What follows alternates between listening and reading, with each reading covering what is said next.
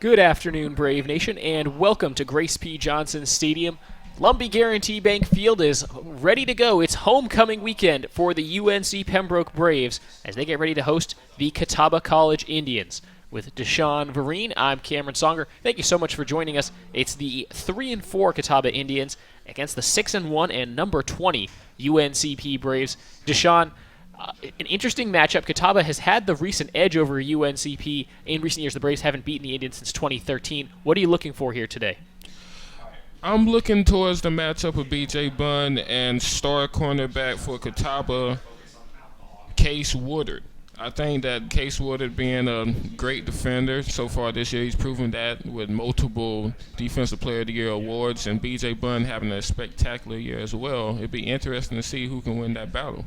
That's when the Braves have the ball. The Braves' star receiver, B.J. Bunn, coming off, I would say, a career game. For most people, it would be a career game last week against Kentucky Wesleyan, but for B.J. Bunn, it wasn't. He had 7 catches, 205 yards, and 2 touchdowns. It was the second best receiving day in terms of yardage UNCP wide receivers ever had. B.J. Bunn broke that record last year, and it was against Catawba when he had 12 catches for 219 yards and 2 touchdowns. So B.J. Bunn, he's played well against Catawba in his career. He's on a good roll right now, and for the Braves, that's going to be the key when they have the ball on offense. When they're on defense, an interesting Catawba lineup is they haven't had a lot of success moving the ball. Their starting quarterback from the beginning of the year, Sheehan, is out for the rest of the season with an ankle injury. They'll look to sophomore Reed Carlton, who will be their primary quarterback. His top target in the passing game is Bruce Smith, a wide receiver with 181 yards receiving and 1 touchdown. To put that in perspective, B.J. Bunn had that in 1 game last week. As the Braves take the field here for homecoming, wearing all black, that's sort of become the signature look for UNCP. The defense, they call themselves Code Black, and you can see the team led out by head coach Shane Richardson in his 3rd season at the helm of the Braves team. He is 14-13 career as a head coach. This is his first career head coaching gig, but he's familiar with UNCP. He was the defensive coordinator here in Pembroke before taking the head coaching job. Co-defensive coordinator for the Braves is Joe Ford. Offensive coordinator is Johnny Cox. The Indians now taking the field, led by their head coach Curtis Walker, who's the reigning South Atlantic Conference Coach of the Year after winning a conference championship for Catawba a year ago. His offensive coordinator is Kevin Brown, and defensive coordinator Keith Henry. Coin toss taking place at midfield right now. Braves captains on offense, it's Patrick O'Brien and B.J. Bunn, and for the defense, Elijah Williams and Marquin Hill.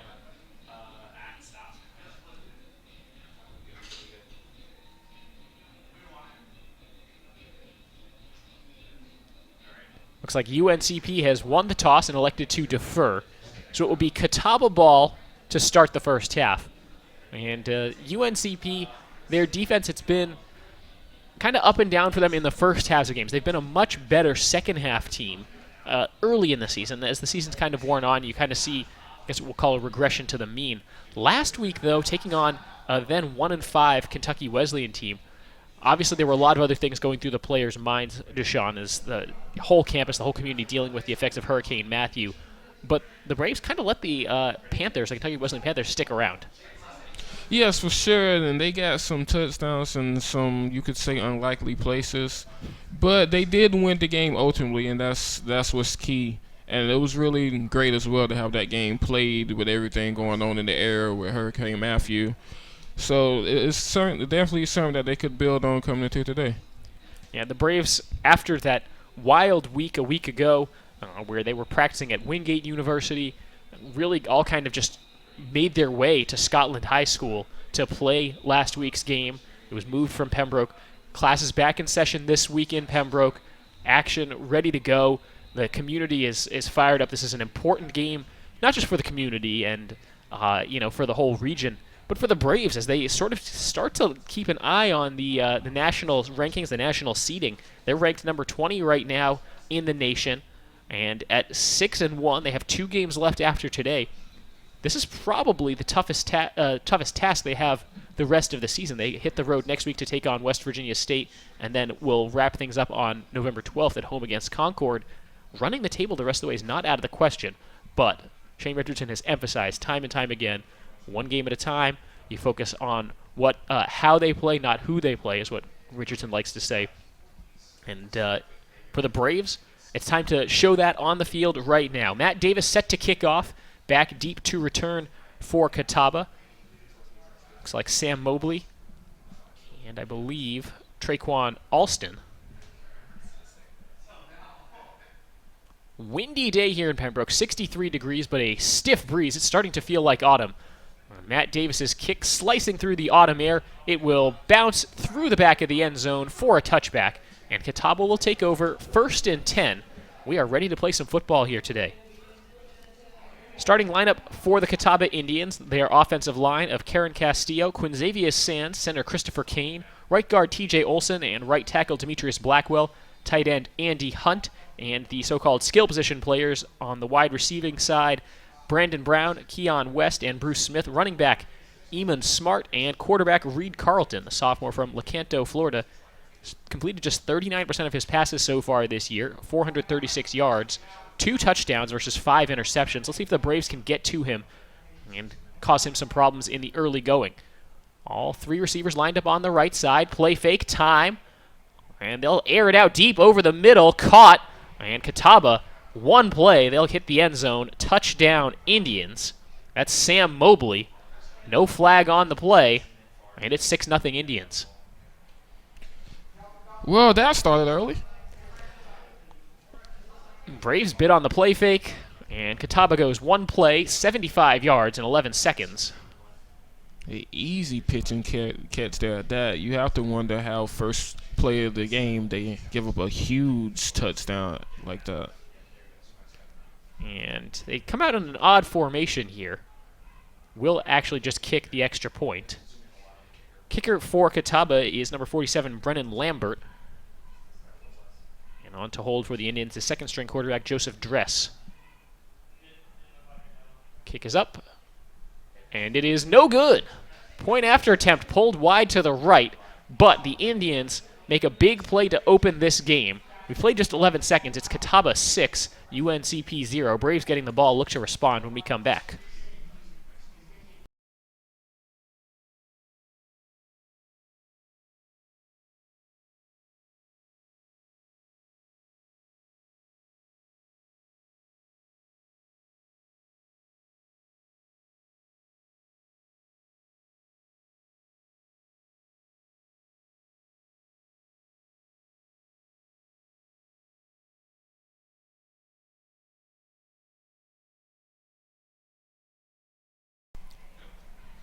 So after the opening kick went out the back of the end zone, Catawba's first play, a 75-yard touchdown pass from Reed Carlton to Sam Mobley. And, well, the Braves maybe still waking up.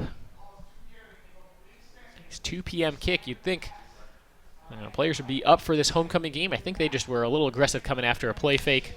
It was a good fake. Yeah, if they weren't up before, they're certainly up now. It seems like Catawba is here to show that they're ready to play. Kicking off for the Indians will be Lambert, who just missed that extra point. He's now 17 of 20 on PATs on the season. Before he can get the kickoff, the wind blows the ball over. It's been very windy today, and it will continue to be a factor throughout the afternoon. And for the first time, really all season, you would almost say there's some chilliness in the air. It's mostly been warm, and the Braves have this season mostly been playing in hot temperatures. Not the case here today. It's what you would call football weather. B.J. Bunn, Trey Chandler back deep to return for UNCP. And with the aid of the wind, this kick goes flying. And it's touchback. And the Braves will take the ball out to their 25 to start their first offensive possession. Led by quarterback Patrick O'Brien, the redshirt junior, who's thrown for over 1,700 yards so far this year, 14 touchdowns, 7 interceptions. His wide receivers are John Allen, Quay Threet, and B.J. Bunn. Running back Rontonio Stanley behind the offensive line of Lawrence Keys, Jaden Funderburk, Chris Hassard, DeMarcus Whitehurst, and Daniel Butler. We'll also see tight end Stedman Rush. 3 receivers right, 1 to the left. It is B.J. Bunn at the top of the screen. First play throwing has Allen. First down across the 40. That's a 19-yard pass play. And looking like we might see a shootout here, Deshaun. Spreading it out early, I see. Just like that, one quick play, And the Braves pick up more than enough. John Allen has his 30th reception of the season. The Braves hustle up to the line of scrimmage. Again, B.J. Bunn at the top of the screen. He'll be guarded by Case Woodard. This time the Braves keep it on the ground with Stanley, who's got room across the 50, breaks free across the 40, spins past the tackle 30, 25, and just gets ushered out of bounds to the 20-yard line. How about that? The Braves just getting the ball upfield in huge chunks. Yes, and that was a beautiful run there, and also a great way to break a tackle towards the end and gain some few more precious yards. So a 20-yard pass to John Allen, and now Rontonio Stanley with a carry, and he picks up about 35 yards. Now you keep it with Stanley up the middle, and 35 yards not happening this time. A couple yards, and it'll bring up second down. The starting defense for Catawba, their defensive line, C.J. Barksdale, Jordan Hemingway, and Trevor Bembry. They do play a 3-4, so they do list 4 linebackers: Kyle Kitchens, Michael Peppers, Trey Evans, and Jamal Lackey. And the defensive backs for Catawba, Case Woodard. Talked about him, 3-time SAC Defensive Player of the Week. He'll be joined by safeties Jeremy Addison, Chris Carpenter, and on the other side, DB Chris Page. Another give to Stanley, dances off left side, getting close to the marker. I think he'll be stood up there by Kitchens and a couple yards short. Third down, and we'll call it 4 coming up for UNCP's offense.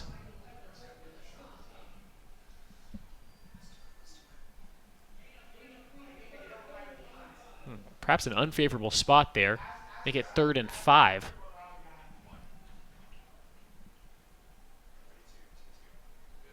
Played 2 minutes now.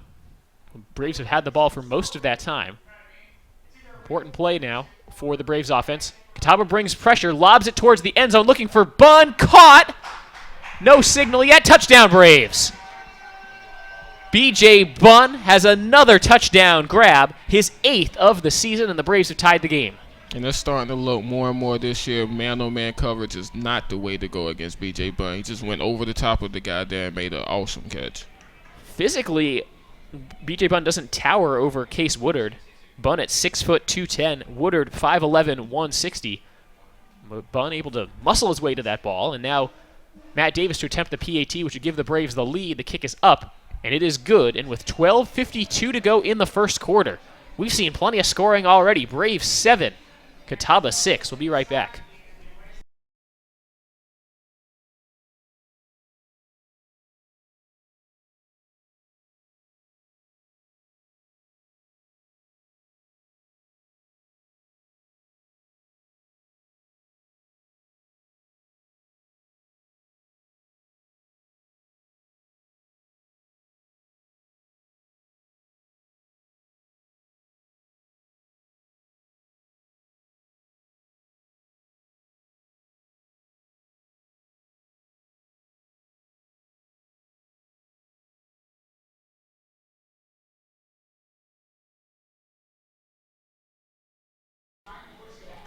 Braves go 5 plays, 75 yards in 1 minute, 57 seconds. A quick drive and an important scoring drive for UNCP. 18-yard touchdown pass to B.J. Bunn is the scoring play. And UNCP has a 7-6 lead here on homecoming. With Deshaun Vereen, I'm Cameron Songer. Thank you for joining us on the Braves Broadcast Network. Deshaun, we knew B.J. Bunn was going to be a key player for the Braves today, and he made just a spectacular catch. Yes, and on that side, when you get close to that red zone area, you have to know that B.J. Bunn is going to be their main target, and it didn't fail there. Matt Davis will kick off for UNCP.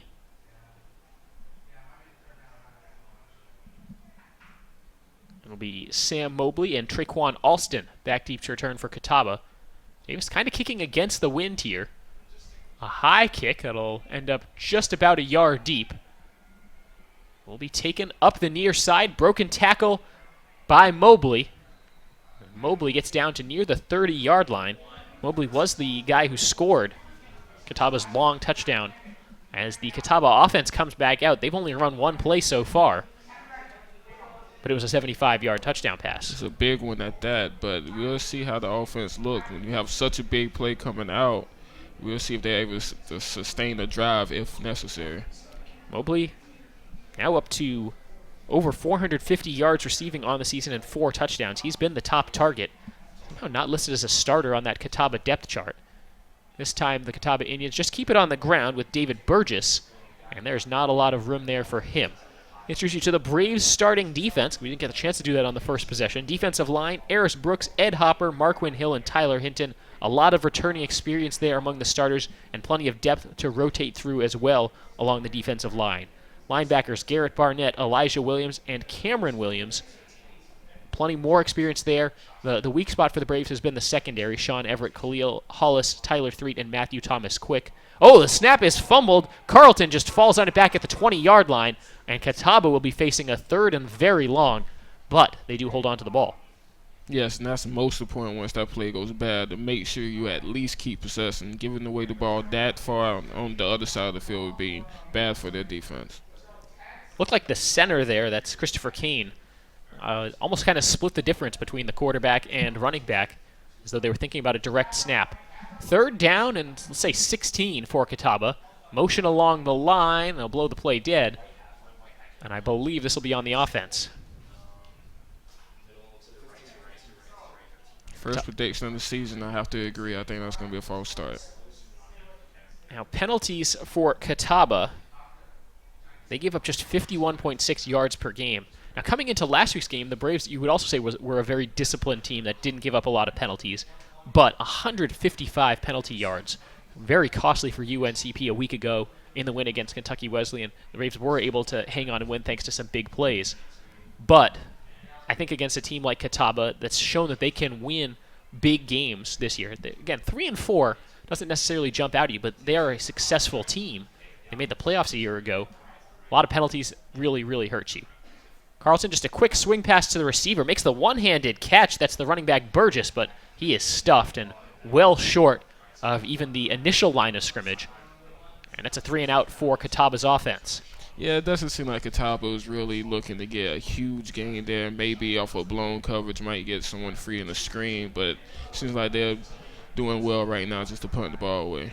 Yeah, 3rd and 23, you're really not usually thinking about trying to air that out too deep, especially when you're inside your own 20. Especially, yes. Punter for Catawba is number 29, Caleb Berry, sophomore from Lexington, South Carolina. And it'll be B.J. Bunn back to return for UNCP.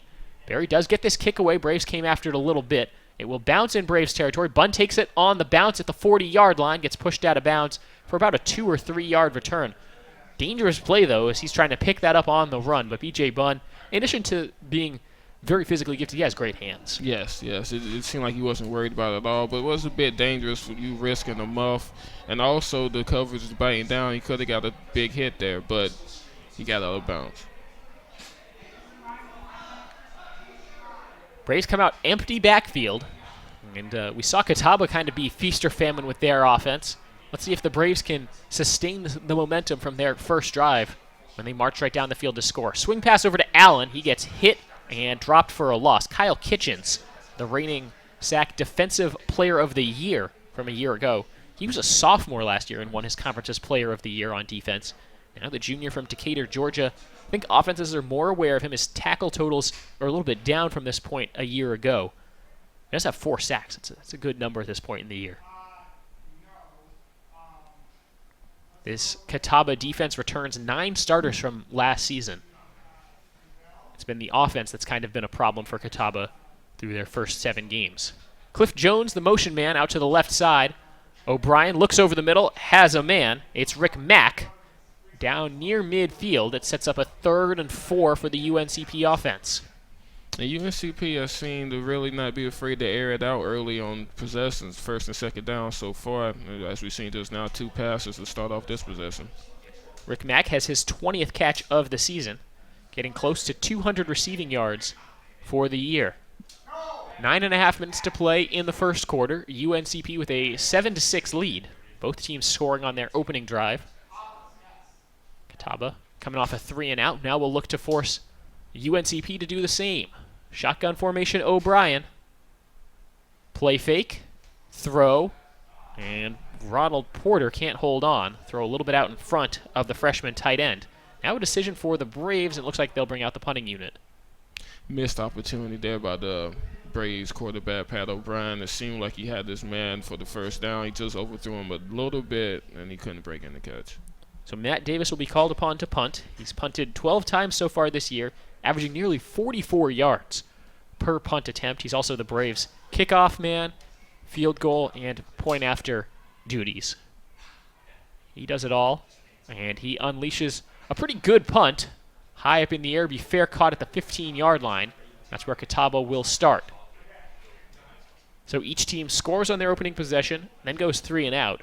Let's see who can really settle in and keep momentum going. It's still very early in this game, Deshaun. We've played just 6 minutes. Yeah, 6 minutes, and we've already seen 2 touchdowns. But as you said, on those second possessions for both teams, they both couldn't get any points on the board. So we'll see if things slow down or we'll get back to the fireworks that we've seen earlier. Back out on offense for Catawba is quarterback Reed Carlton. No tight ends in this formation. Setting up a screen, caught. This is again Mobley. Mobley trying to reverse field, and the Braves swarm to him this time. Boy, the officials, I'm not sure if the whistle blew or they let that action continue. Nathan London right there, plugging up the middle. Anytime you see wide receiver against defensive tackle, something probably went wrong for the offense. Yes, for sure. And he even had to make a little misdirection move to get out of the backfield. So it looked like a little blown play there. Tajay Lyles also in on that stop for UNCP. 2nd and 7 coming up for Catawba. Shotgun formation again for Carlton. 4-man rush. Oh, pressure comes from the edge. Everett, and the throw dropped. Had his man there for a couple yards, but Bruce Smith couldn't hold on. Pass was a little low there, but I think that's more on the receiver. Once you get 2 hands on it like that, you're generally expected to bring it in. Interesting call, though, by UNCP. Sean Everett, the DB on the near side. Sort of a delayed blitz. Usually with a DB blitz, you try to get to him quickly before the offense knows what hit him. You wonder if that has anything to do with the pass being a little low. Maybe he felt the pressure coming. 3rd down and long for Catawba's offense. Shotgun formation again for Carlton. 4-man rush. He has time, steps up in the pocket. Now he'll roll to the right. Throw on the run, caught by Mobley. Mobley turns the corner and has enough for a first down. Good job of standing the drive by the quarterback there. And if you're the Braves sideline, you might want to get a little more pressure on them a bit earlier. Had a lot of time back there. So Sam Mobley, again, making a big play.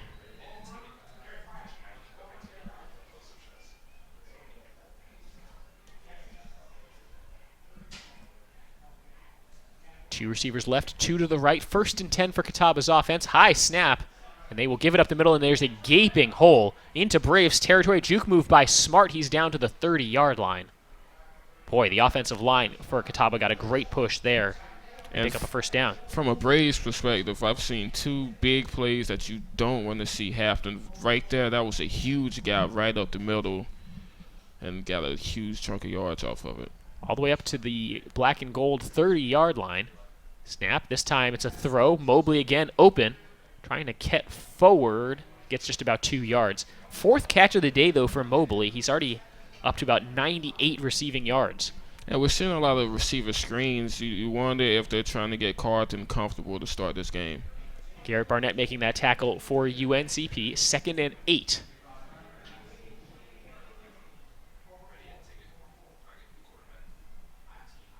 Staying with that spread shotgun look. I want to say Catawba's had plenty of success with it early. Time again, throw again to Mobley. Mobley working his way through the defense. That takes him up over the century mark in receiving yards, and it gives Catawba another first down. Over the century mark already, and it's only 7 minutes to go in this first quarter. You can have him a big day on his hands. Well, I think he might have heard everyone talking about how important B.J. Bunn is going to be for the Braves offense, and he says, I can be a marquee receiver too. Sam Mobley, the junior from Monroe, North Carolina. Had the 75-yard touchdown catch on the game's first play. This time the Catawba Indians keep it on the ground. It's with Smart, and the tackle made by Sean Everett. From a Catawba offense standpoint, you got to be impressed how they're starting the game, having a bit up and down season offensively, scoring touchdowns. Seems like this game is going to be a up.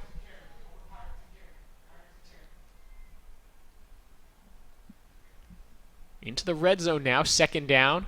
Keep it on the ground with Smart. Wrapped up pretty much right away. Churn the legs forward for 2 or 3 yards. And this will be a big third down play for UNCP's defense. Catawba, not a great team in terms of special teams. Lambert already missed a PAT. That's been the difference in the scoring so far. He's 7 of 10 kicking field goals with a long of just 35. So as the Indians inch closer to the goal line, it becomes extra important to keep them out of the end zone. Snap goes to Carlton. Flushed out of the pocket, running to the right, throws, tipped away, incomplete. Great play by Garrett Barnett to bring up fourth down. Yes, the Braves bent a little bit, getting all the way back into the red zone area, but they did not break. That was a great stop. So on comes the field goal unit for what will be a 30-yard attempt. Brennan Lambert will attempt this field goal. Holder is Joseph Dress. This for the lead for Catawba. 5.5 minutes to go in quarter number 1. 30-yard field goal is up, and it is no good, and the Braves still have the lead. Tough start to the day for Brennan Lambert, kicking against the wind. And the Braves offense comes back out. They can thank the defense there. Yes, for sure. And you said earlier about this being the first game in this area where it got really chilly. You wonder if that's having an effect on these kicks. Just looking at the goalposts are swaying in the wind. The flags up at the top of those goalposts are just whipping. They're almost horizontal. Yes, and we've seen a ball fall off the kickoff tee earlier as well. And it probably won't be the last time that happens either. Fullback Dylan Davis in this formation now for UNCP. He's on the left side of the pistol formation. Snap to O'Brien. Play fake. They swing it out to the right side for Huffman, who has the catch and about 5 or 6 yards. Stays on his feet as he's pushed out of bounds. Yeah, you see some guys try to get to that sideline area and get away from contact, but he didn't seem afraid to take that contact there on his way out of bounds. Huffman's not the biggest guy at 5'7", 170. So for him, avoiding contact is probably not a terrible idea, especially with the way they call on him to do so much. He's a wide receiver, also a kick returner. He'll also be involved in some special teams for UNCP.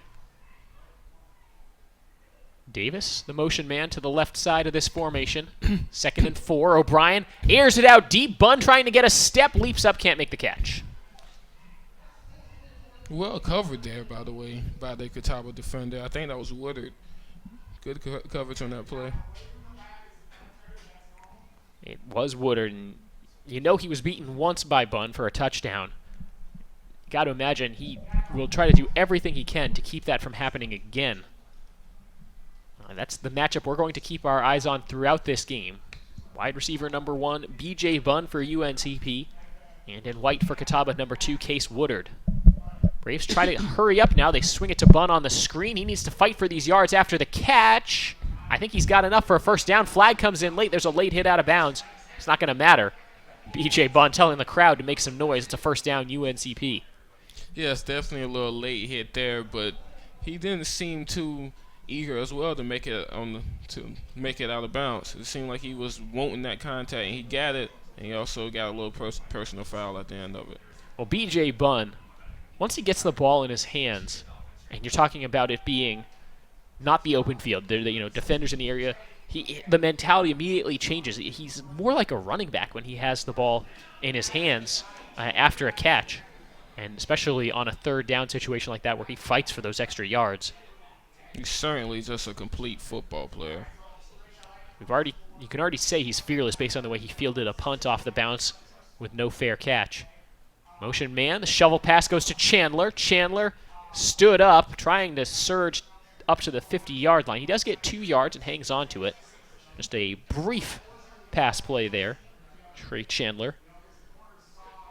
Guy who, on the initial football roster for UNCP this year, was listed as a defensive back. Didn't play the first 2 games for the Black and Gold, and has turned into a big-time impact player in the Braves' last home game, which was about a month ago against North Greenville. He had a big touchdown catch that really swung the tide. Play fake, throw looking over the middle. It's behind Quay 3 and falls incomplete. Brings up 3rd down and 8 to go. He had his man on that quick slant as well, just the throw was a little behind him. So we've seen O'Brien now have a throw behind a target and in front of a target. But the one deep ball he had was pretty much right on the money to B.J. Bunn. It was. Which when you're throwing to B.J. Bunn, you have a little margin of error. He makes it look like the throw is right on target. 2 receivers left, 2 to the right. Bunn in the slot on the right side. Not being covered directly by Woodard. Steps up in the pocket, throw over the middle. Threet hauls it in into Catawba territory. First down, UNCP. They needed 8. They got about 20. It's a first down for UNC Pembroke. Speaking of throws, Pat O'Brien fit that one in a tight little window there. So right now it seems like he's getting it together. That was a beautiful throw. Quay Threet has his 7th catch of the season now. Also has a touchdown and now up over 70 yards receiving. 1st and 10, UNC Pembroke at the 25-yard line. Screen pass to the left side. Bunn somehow makes that catch. Not a lot of room there. Excuse me, that's Huffman who made the catch for UNCP. Boy, the way Taryn Huffman got up could have fooled me. It could have looked like B.J. Bunn. Yes, he looked like B.J. Bunn on that touchdown earlier. There's about a 5-inch difference between Taryn Huffman and B.J. Bunn. Huffman at 5'7", Bunn at 6 foot. But by the way Huffman elevated, he looked like a guy who was 6 foot. What a catch. Showed a nice vertical there. Unfortunately, there's a loss of 2 for UNCP. 2nd down. Davis comes back into this formation. Could be a lead blocker for a running play. They will put it on the ground with Stanley. Jukes to the right side, and he's tripped up. Gain of about 6 on the run for Rontonio Stanley. 5 touchdowns on the season for Stanley. Over 500 rushing yards in the Braves' first 7 games. He had a great day 2 weeks ago against Lenore Ryan, 192 rushing yards and 3 touchdowns. So between Stanley and Bunn, it almost seems like one of them is going to have a great game for UNCP. And as long as that happens, the Braves are in business on offense. Throw over the middle for Threet, breaks a tackle, and that looks like to be enough for a first down. Let's see where they spot this ball. Should be enough. Did a great job of fighting off a tackler, but they will spot him just short. 4th and inches now for UNCP. Looks like no hesitation. Look like, well, they were going to keep the offense on the field. Looks like now they will stop and measure. Give UNCP a little more time to make a decision as well if it's going to be 4th and inches. Well, at this point in the field, the ball spotted right in the middle, right between the hash marks, and inside the 20-yard line. That's almost automatic for Matt Davis. They could get 3 points here, but I think this will actually be a first down. Let's see where this spot is. No, it is just short by the slimmest of margins. About a foot. 4th and inches for UNCP. Let's see what they decide to do with the ball at the Catawba 14-yard line. They're having a good drive so far. I would think send the offense back out of there and try to get them as most points as possible. But you see a lot of conservative actions right now by coaches, so we'll see which way they go with it. Catawba seems to think that UNCP will be going for it. Looks like they have just a base defense coming out. A couple extra big bodies. Play clock at 15. The Braves still haven't broken the huddle yet. And the offense is the one coming out onto the field, but they have to hurry. Play clock at 8, 7. O'Brien wants the play clock reset. He's not going to get it. Play clock at 2. O'Brien surges forward. I think he has enough for the first down. It's a late push by the offensive line and fullback Dylan Davis. That'll be more than enough for a UNCP first down. Yeah, that was a great push by those big men up front. That was a clear first down. Well, O'Brien he's got the stature for QB sneaks. You hear NFL guys talk about Tom Brady in that way, but O'Brien built like that kind of quarterback, 6'4", 225, and even for a defensive line, well, especially the D2 level, guys tend to be a little bit smaller, especially in the linebacking core. Really hard to stop a quarterback who just to keep him from getting a foot, almost automatic. Give up the middle for Stanley, dances past one tackler. He's inside the 10-yard line. Braves can get a first down without picking up a touchdown here, as the line to gain is about the Catawba 2-yard line, as we're in the final minute now of quarter number 1. Braves lead the Catawba Indians 7-6. On a gain of 4 on the run for Stanley. We've seen a lot of rushes from Stanley so far this first quarter. It'll be interesting to see if they try some change of pace with some other backs. Stanley now 5 carries, 46 yards. That's 9 point. Ooh, low snap. O'Brien able to pick it up off the turf, and he'll be spun down near the 8-yard line. What a play. I think he might have even gained a yard there. Just incredible hands and awareness by Patrick O'Brien. Obviously not the result the Braves wanted. They were thinking about trying to score on that play. Instead, it'll bring up a 3rd and 7 for UNCP.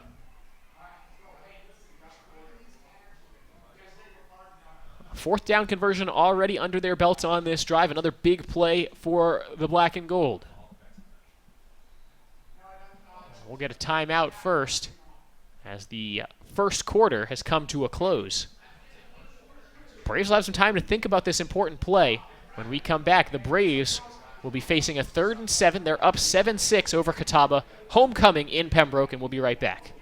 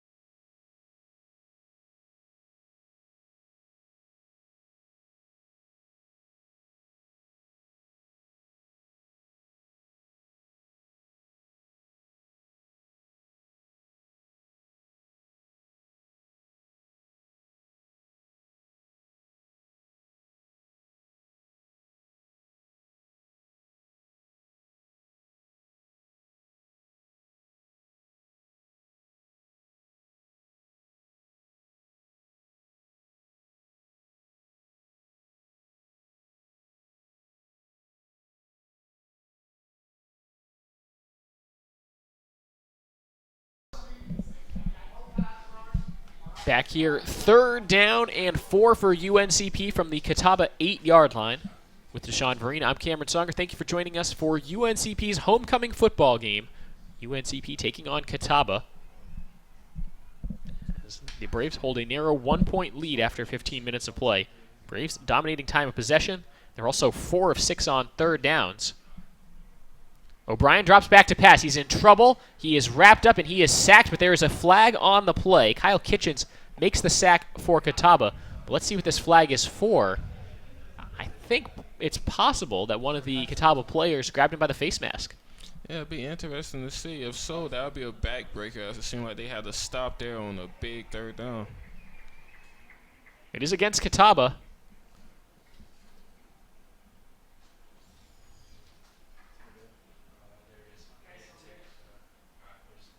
That'll back the Indians up, standing in their own end zone now. Just a 5-yard penalty, so it's not an automatic first down. I believe that was an offsides call. Braves with 139 yards of total offense, Catawba at 145. But penalties have been a problem for Catawba.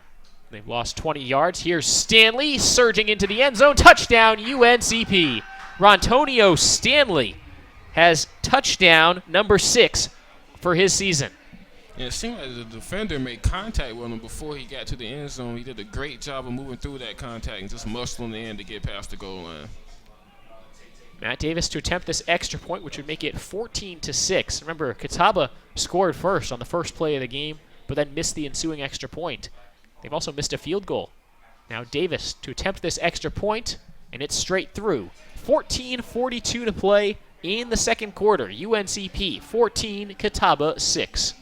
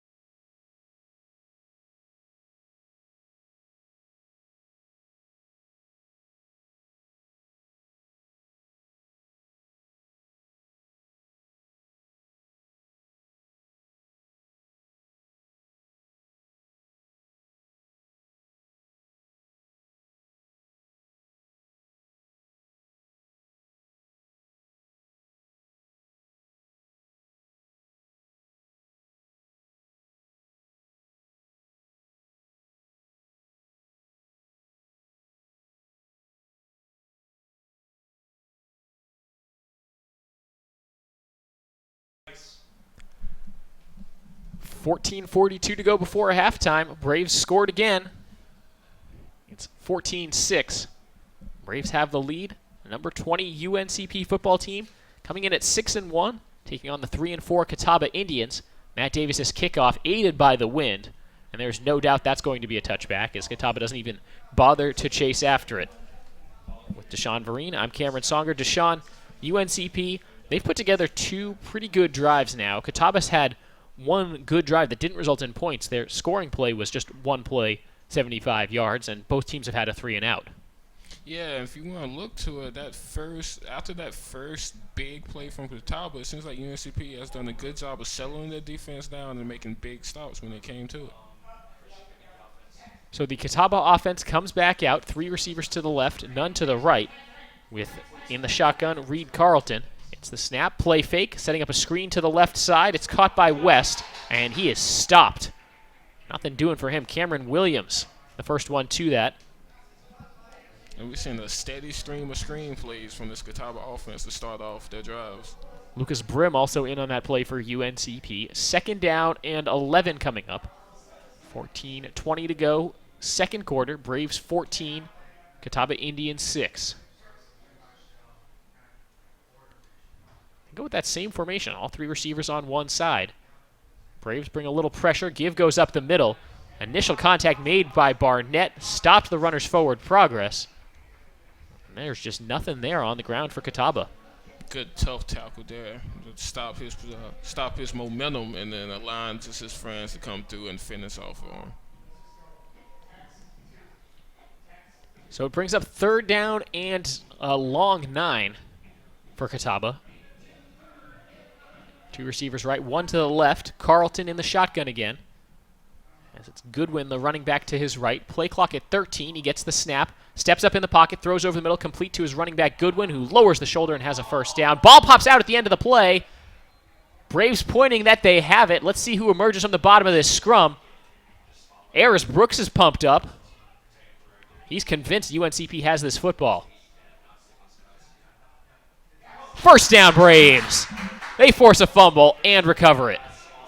That'll take the wind right out your offense there. It looked like he had him a nice game. He tried to finish the play off strong, lowering his shoulder, but it looked like he lowered the shoulder and the ball popped right out. Matt Thomas quick, Tyler Threet, both right there, and the Braves will take over 1st and 10 from the Catawba 36-yard line. Boy, it looked like Goodwin was going to be about a yard short. He tried to push the ball forward, tried to lunge forward, and the ball must have just popped out there. He needed that extra yard. He was so close to the first down marker as he tried to get it. Now the Braves all bunched up along the line of scrimmage, and they give it off the ground. Oh, Miles Grant can't hang on to it. It's loose on the turf, and it looks like Catawba's fallen right back on it. First down, Catawba Indians. So back-to-back fumbles, and nobody there on Catawba forced that fumble. Miles Grant just never possessed the football. Yes, that was weird. He definitely had the ball for a few yards there, but he never, like you said, got a good possession of it. Was trying to run with it with one arm, and it just came right out. No contact was made. This is a mistake there by the running back, Miles Grant. So essentially Catawba gets the first down about 2 yards where they would have had it if their running back had initially fumbled. So not a huge real swing there. Momentum-wise, you could make the argument that there's a swing of momentum, but it happened so fast. I don't know that UNCP ever really had momentum in the first place. Yes, and it's strange to see back-to-back fumbles on successive plays like that. Wind has sort of died down a little bit. It's still a very windy day. And it's affected the deep passes. It's affecting the kickoffs. I don't expect it to affect the running game very much. Under 13 minutes to go now before halftime. Snap to Carlton. He's flushed out of the pocket. Taken down from behind. Tyler Hinton has a sack. I think Carlton got a little happy feet there in the pocket. It seemed like he had space. He might have had a little time. There was an edge rusher coming in, but I think he could have stepped up and avoided him. But I think he stepped up a little too far, and he ran into the waiting hands of that UNCP Braves defender. Tyler Hinton, redshirt sophomore, has his 5th sack of the season. It's up to 5.5 now. He came in with 4.5. It's a sack for just a loss of a yard. And the Indians now have 4 wide receivers on 3rd and 9. Snap to Carlton, looking to the near side and way overshoots Keon West. And it's a 3-and-out. Yes, and you can tell on that play, he wanted the ball waiting for his receiver right when he came off of that cut off his route, but he overthrew him by a good amount. Would have been a good throw if his receiver was maybe 8 feet tall. Yes. And was also maybe running another 3 or 4 yards deep. Just off on the throw. Might have to be LeBron there to be able to get a vertical to get a hold of that football. Punter is Caleb Berry. It's a low kick. The Braves nearly get to it. Bunn doesn't want to deal with this, and it will roll all the way down to the 12-yard line. What a nice bounce for Catawba there, as that just seemed to have eyeballs avoiding the sideline, picking up some nice extra yards. But the Braves take over. They do have a 14-6 lead, 11:56 to go in the second quarter, and an important sequence coming up for both teams now. Got to imagine if the Braves can sustain a drive here, put some points on the board, not even a touchdown drive, just some points on the board, you go up by multiple scores, and it really sets the tone for the rest of the game. And not only that, but it's been a while since we talked a lot about that opening touchdown by Catawba, but you have to start getting nervous if you're that sideline, because it's been a while since they got close to getting another touchdown. O'Brien is in the shotgun. A couple extra big bodies, looks like tight ends on both sides of this formation. Catawba with 157 yards of net yardage. Low snap. O'Brien gives it off right side. This is Grant. Just a couple yards there for him. Interesting to see that Richardson went right back to Grant after that fumble. Certainly believing in this young running back.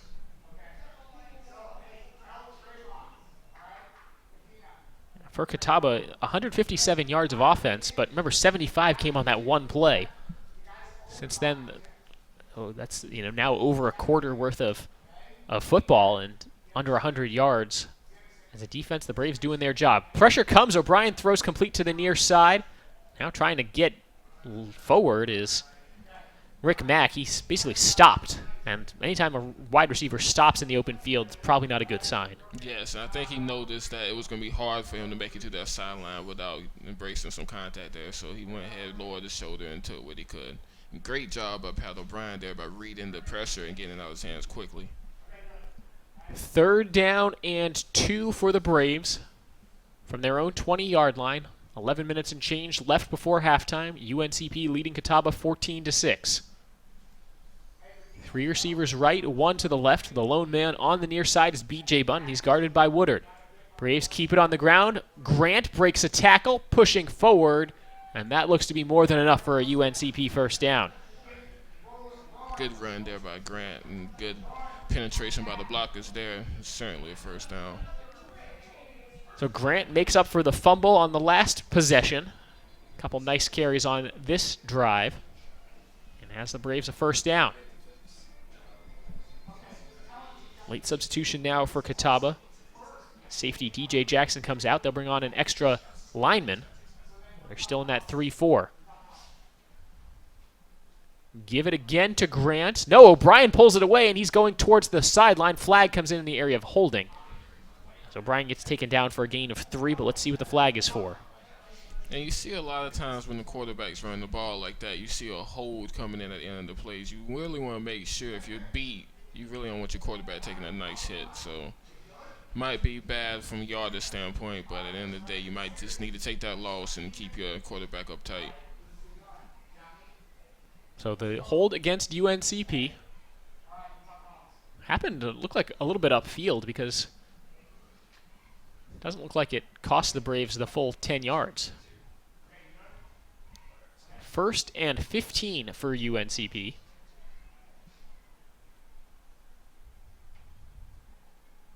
O'Brien flushed out, a little shovel pass, and there's some room in front of Rontonio Stanley. He's taken down back to the original line of scrimmage, maybe got another yard there. Called a gain of 6 or 7. Interesting to see if that was a planned route. It seemed like the pressure was coming in. It was good chemistry there by O'Brien and Rontonio just to be able to give him that little shovel pass and get a great gain off of it. So 2nd and 10 now for UNCP. 9:50 left in the first half. Braves up 14-6 over Catawba. Bunn is the lone man on the far side of this formation. Looks like the defense giving him a little cushion.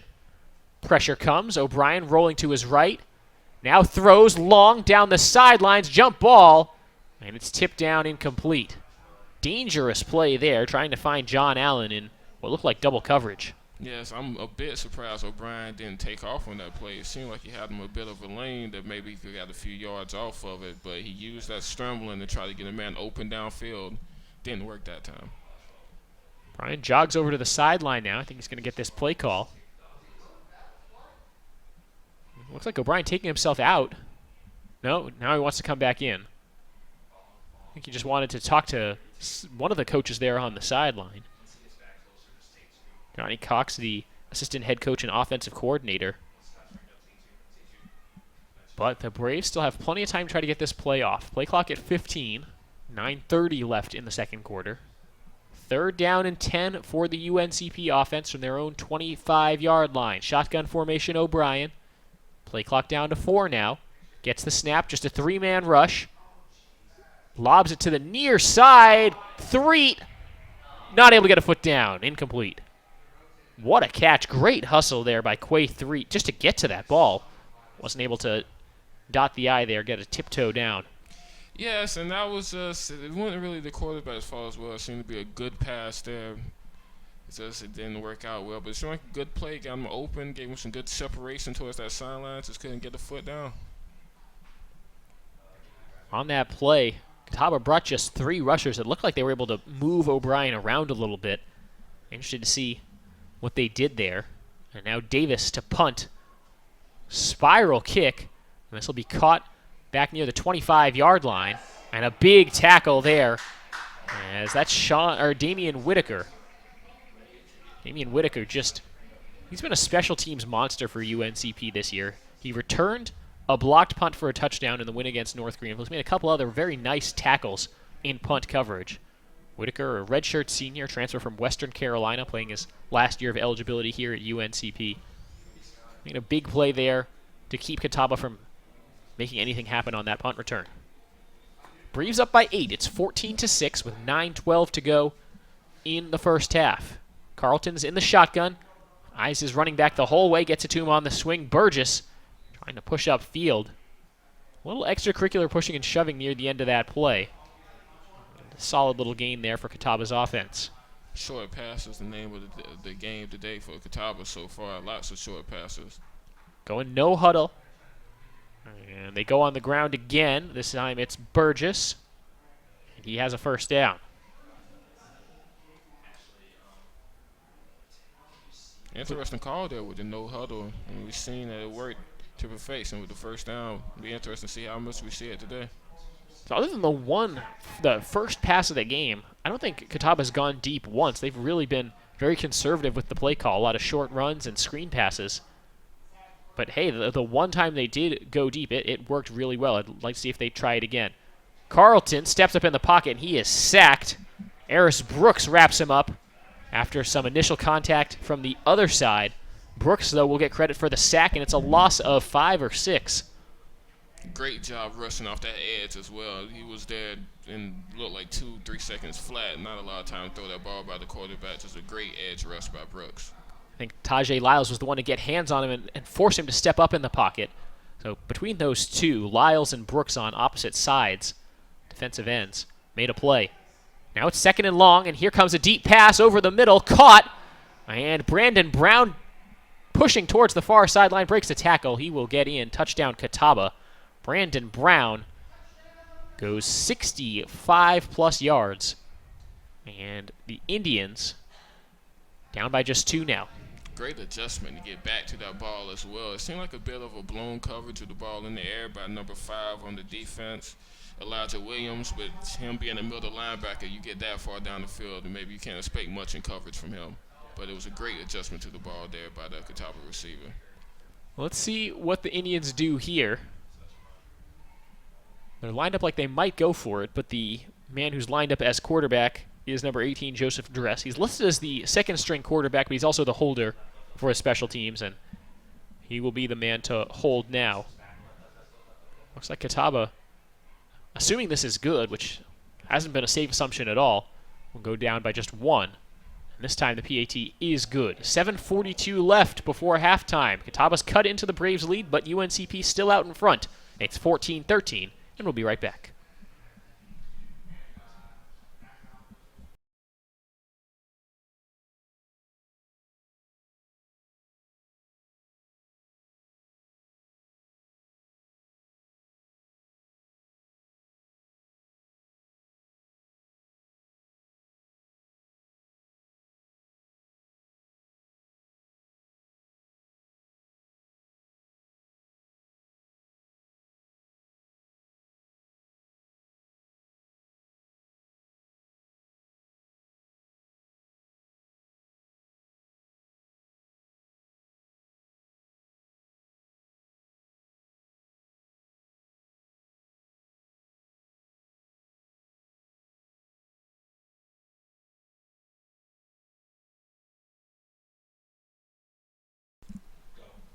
$7:42 left in the first half. UNCP 14, Catawba 13.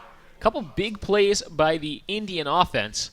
Otherwise, though, Deshaun, it's been kind of a struggle for them.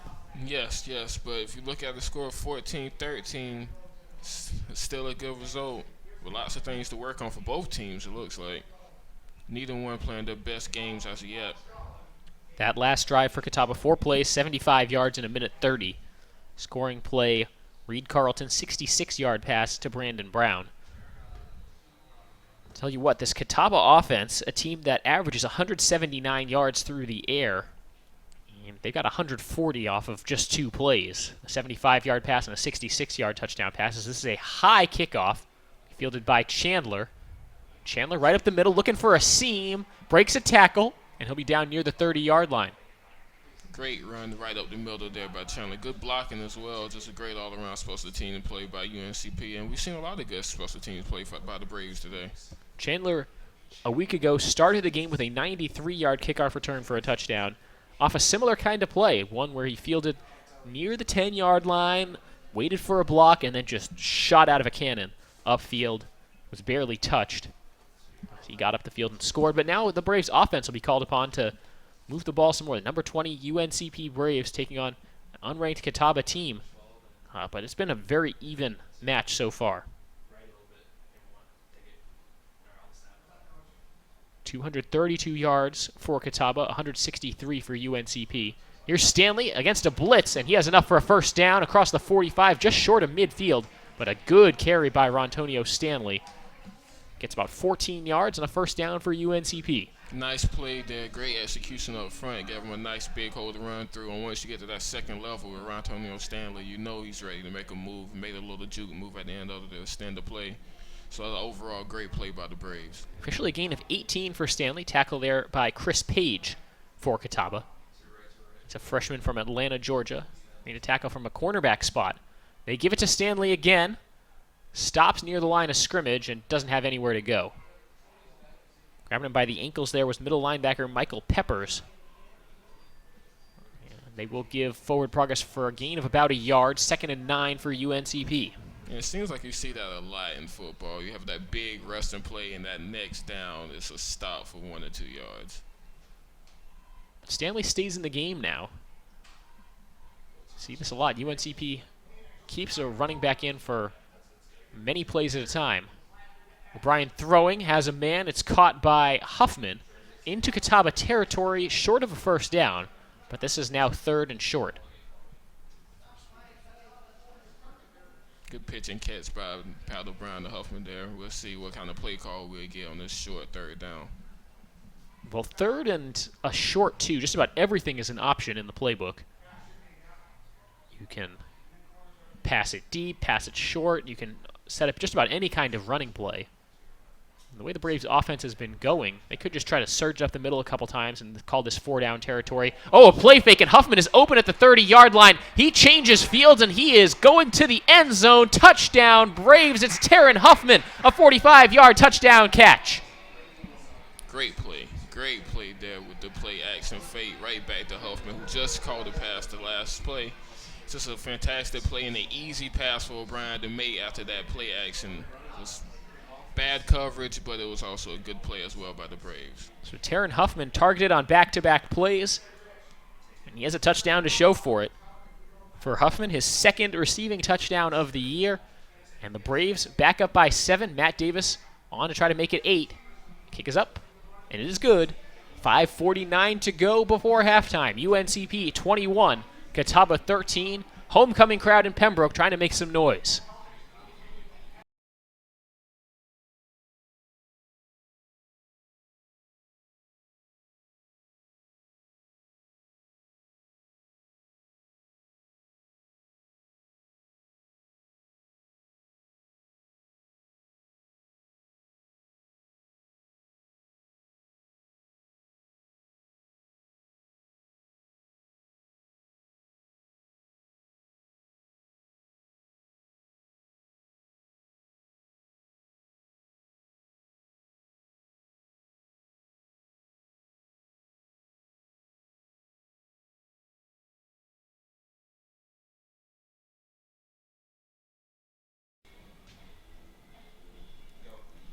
.549 left before halftime. UNCP a 21-13 lead over Catawba.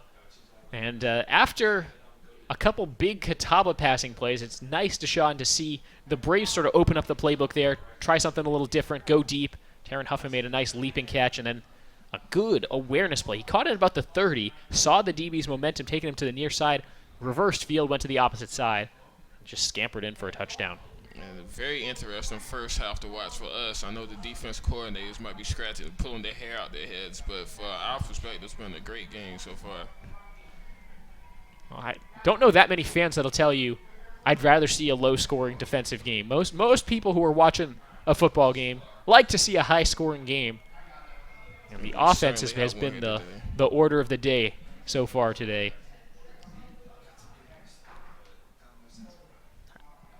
Catawba will take over from the 25 after the touchback.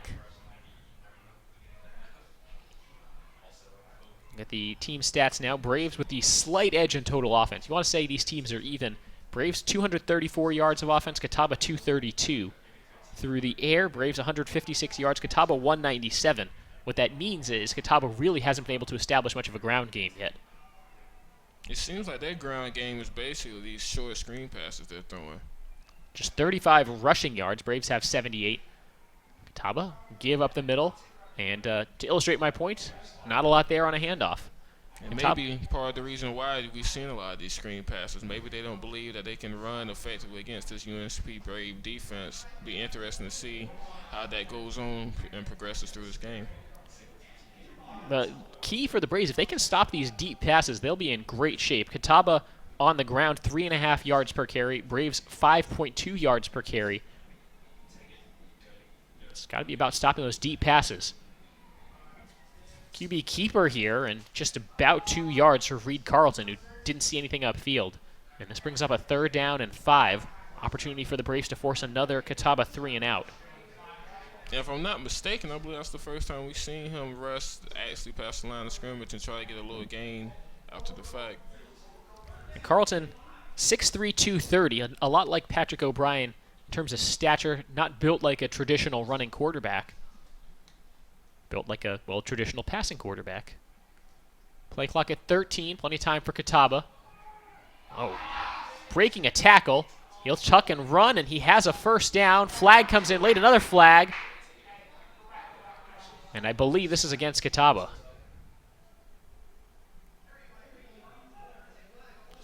Talking about penalties, though. After such a costly game for UNCP in terms of penalties, 155 yards last week. Been very few penalties against the Braves so far today. That one against Catawba. And they'll do 3rd down again. And we've seen a few costly penalties against that Catawba offense today.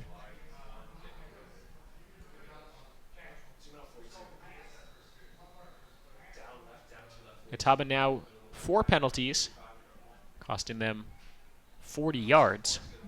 Braves, just 1 penalty for 10 yards. It was a holding call. Passing situation here. Carlton steps up in the pocket. Oh, off-balance throw. Coming back to it, making the catch is Stanley. And that's going to be close to a 1st down. What a play after the catch, but Carlton was shaken up, took a big hit. There was a delayed blitz about linebacker there by the UNCP Brave defense. I didn't get to see who it was, but it was a great job by that offensive line there by Catawba to pick that up and give him a little extra time. Still got hit a little bit at the end of that play, but they gave him a few precious extra seconds to get that pass off. A favorable spot for Catawba. They will pick up a first down, but Carlton is down. That's a big story for the Indians. If they're, well, again, coming into the season, Carlton was their second string quarterback. He will definitely be out for this next play as he gets helped off the field. As the teams come to the sideline, we have a chance, Braves fans, to tell you that Adidas is the official apparel sponsor for all 17 of UNC Pembroke's varsity athletic teams. Adidas provides some of the most innovative products in the shoe and apparel industry and is one of the most recognizable brands worldwide. UNCP thanks Adidas for all of their support in offering the best for Braves athletes. So it'll be the third string quarterback now for Catawba. Remember, their starter, we haven't seen him at all today. He's out for the rest of the season. Sheehan was injured early in the year. It's now Joseph Dress, who's attempted just 12 passes on the year. He's completed one of them. Give goes up the middle and taken down near the 40. A good extra push there by David Burgess. Yeah, going with your second string quarterback by necessarily, you would probably have seen a lot of conservative calls. Be interested to see how even more conservative we would get with the third string quarterback now taking snaps. No Mike Sheehan today. Reed Carlton on the sidelines. And it's Joseph Dress, the signal caller. But near first down yardage for Burgess, who took a big hit at the end of that run. He'll be helped up there by Elijah Williams. It is third down coming up for Catawba.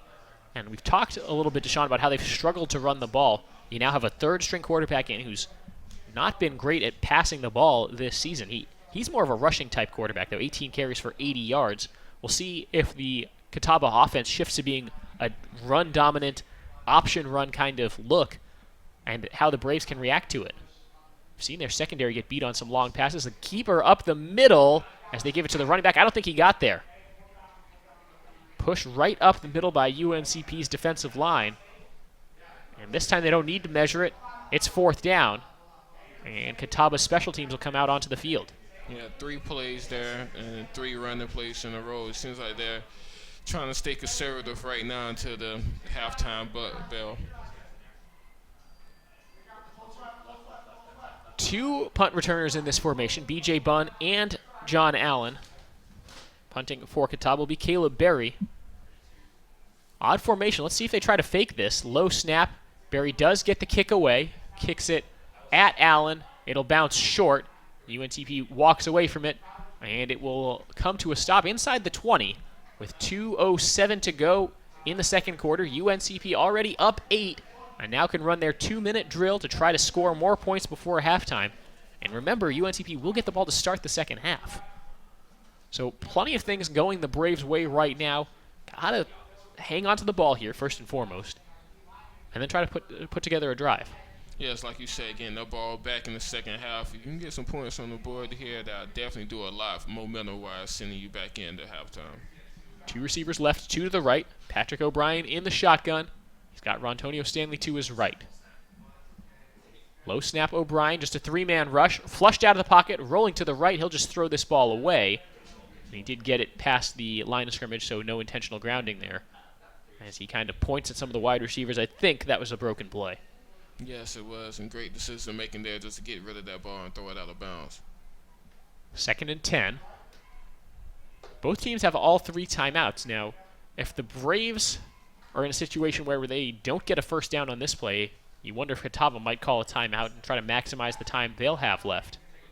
Another 3-man rush, this time the throw going over the middle, tipped away, incomplete. Catawba won't need to call a timeout. Clock is stopped. Great defensive effort by number 50, Jamal Lackey, out trying to cover John Allen. Cliff Jones, the tailback for UNCP, in this formation. 3rd and 10 with 1:57 left. Like I said, if the Braves don't get this first down, I imagine Catawba will probably call a timeout.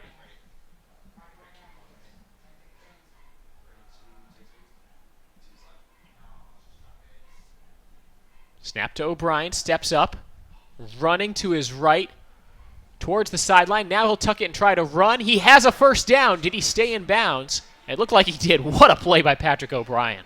And it seemed like those those defensive backs didn't know if it was time to leave their mans and go rush at O'Brien, or they didn't want to leave their assignments, leaving wide open for the big pass, and I left the lane for O'Brien to get that first down and get out of bounds. 12-yard run by O'Brien. First down, UNCP. Clock stopped, a minute 46 left before halftime.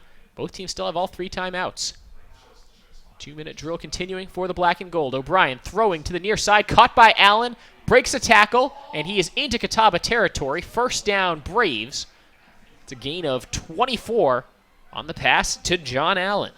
Yes, that was a great play by John Allen there. Good route and a good way to finish it off, too.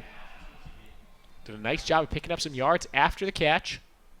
Now the Braves rolling again on offense. O'Brien flushed out. He'll tuck, and there's a flag that comes in. O'Brien will just get to the sidelines. And another flag flies as O'Brien gets out of bounds. I didn't see O'Brien take a hit there out of bounds, so it's possible it's a second holding call. Coming out onto the field to yell at his guys, that's UNCP head coach Shane Richardson. He'll have to be pulled back by one of his assistant coaches.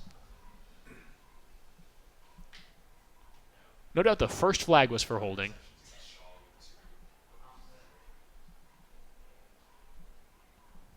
The question is just whether that second one was against Catawba and would offset.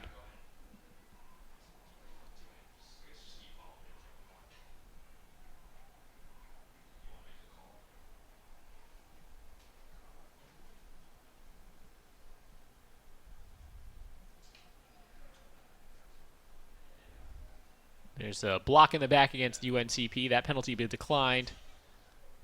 And they will accept the holding penalty, which was by the offensive line. And I was seeing why that coaching staff was so upset. You have momentum going down this 2-minute drill, and then you give back some yards. Braves have been playing with momentum quite a bit the last couple weeks. On a 2-game winning streak. Wins at Lenoir-Rhyne to spoil their homecoming, and last week against Kentucky Wesleyan. Come back. Oh, this one intercepted. Great job by Case Woodard to come back to the ball as the pass towards B.J. Bunn picked off as it was off target. And we definitely tried to call some attention to that matchup earlier. Great play by Case Woodard to get to that ball and make that play. Woodard has his 4th interception of the season. He's a guy you definitely want to spot on the field, especially in a situation like this. You might want to go a different direction. He has a great nose for the ball. Well, hey, in games where Woodard has an interception, Catawba's won those games. He's been a guy who's been responsible for scoring some points on defense as well. Now Catawba with the chance to score the last points before halftime as they start from the Braves' 39-yard line. This is still Dress, the second-string quarterback, but a lot of yards there for the running back Burgess. He has a first down. And I don't know if we've seen Dress throw the ball yet. It seems like that's four plays, and all 4 rushing plays. Would be interesting to see what they call if he does put the ball in the air. Keep it on the ground. Looks like Dress. That was Dress, the flag in the area of holding. Well, usually when you run an option with the quarterback and the running back, you don't want them both running to the same hole. That's exactly what happened on that play. Makes it pretty easy because even if you're the defense, you don't know who has the ball. If both guys are running to the same spot, just run to the same spot. Yes, it seemed like a bit of a miscommunication there. That play shouldn't have been drawn up with both of them going to that same spot like that. Here's a hold against Catawba. Back him up 10 yards. 1 minute, 2 seconds left before halftime. Here's the thing with Catawba.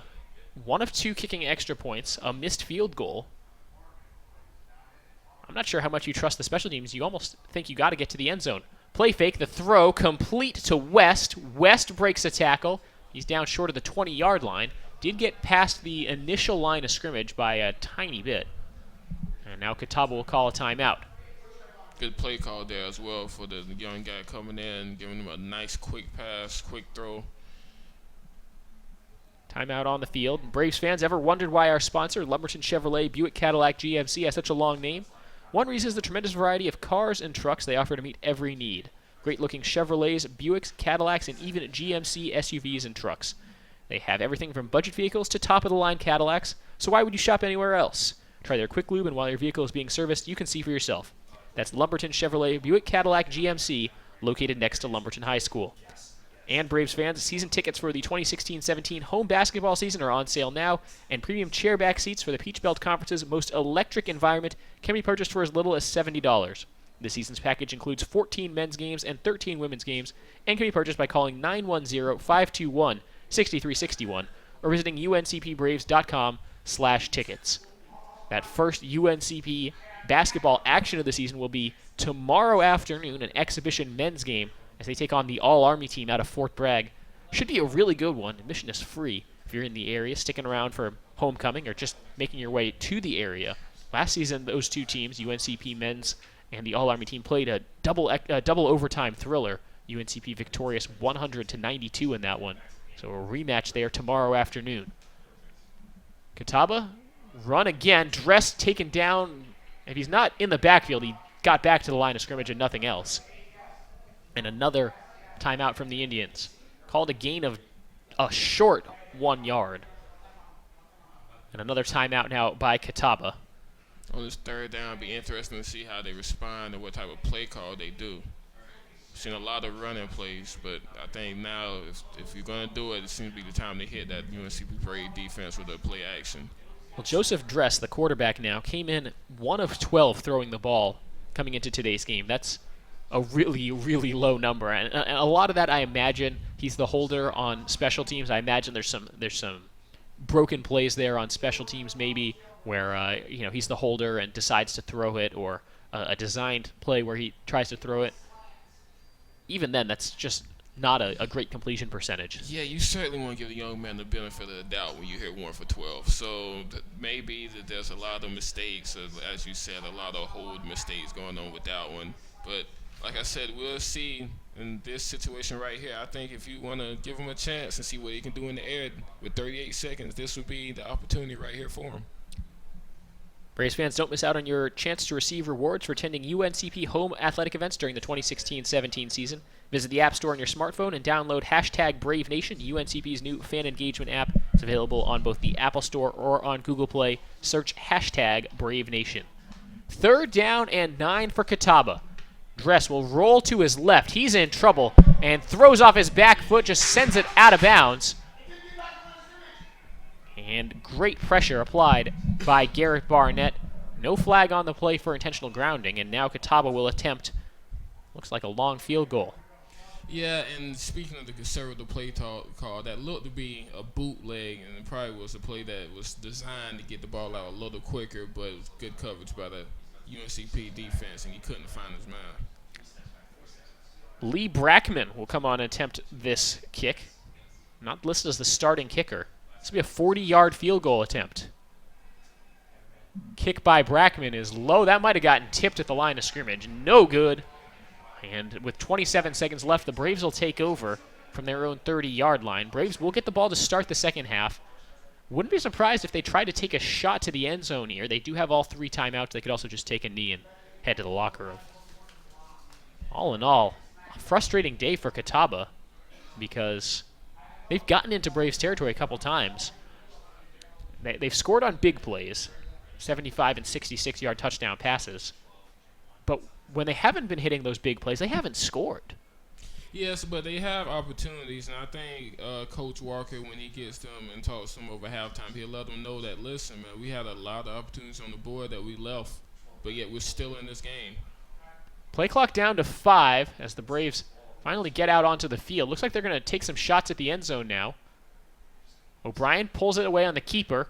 He's in some serious trouble, just falls down. And the Braves will stop the clock now with 22 seconds left. I would have thought the Braves at that point would be throwing the ball, but after the interception on O'Brien's last, they're perhaps a little hesitant to do so.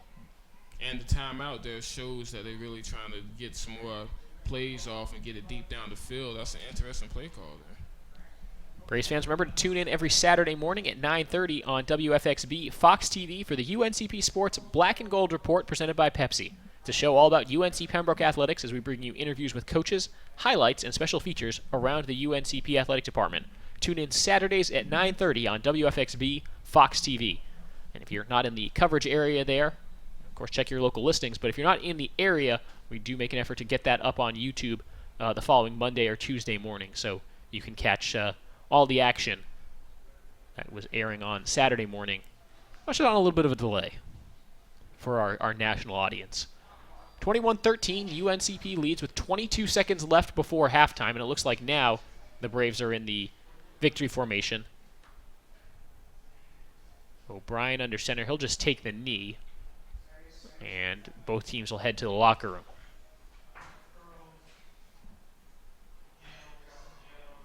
No effort from either side to try to call timeout here as the clock winding to 0 on the first half. And the first half comes to a close. UNCP 21, Catawba 13. The number 20 UNC Pembroke Braves looking to improve to 7-1 on the season and exercise some demons. Catawba is the only team that's ever beaten UNCP for homecoming in Pembroke. And the Braves in a great position. They will get the ball to start the second half in a great position to pick up another win here on homecoming. We'll be back in just a little while on the Braves Broadcast Network.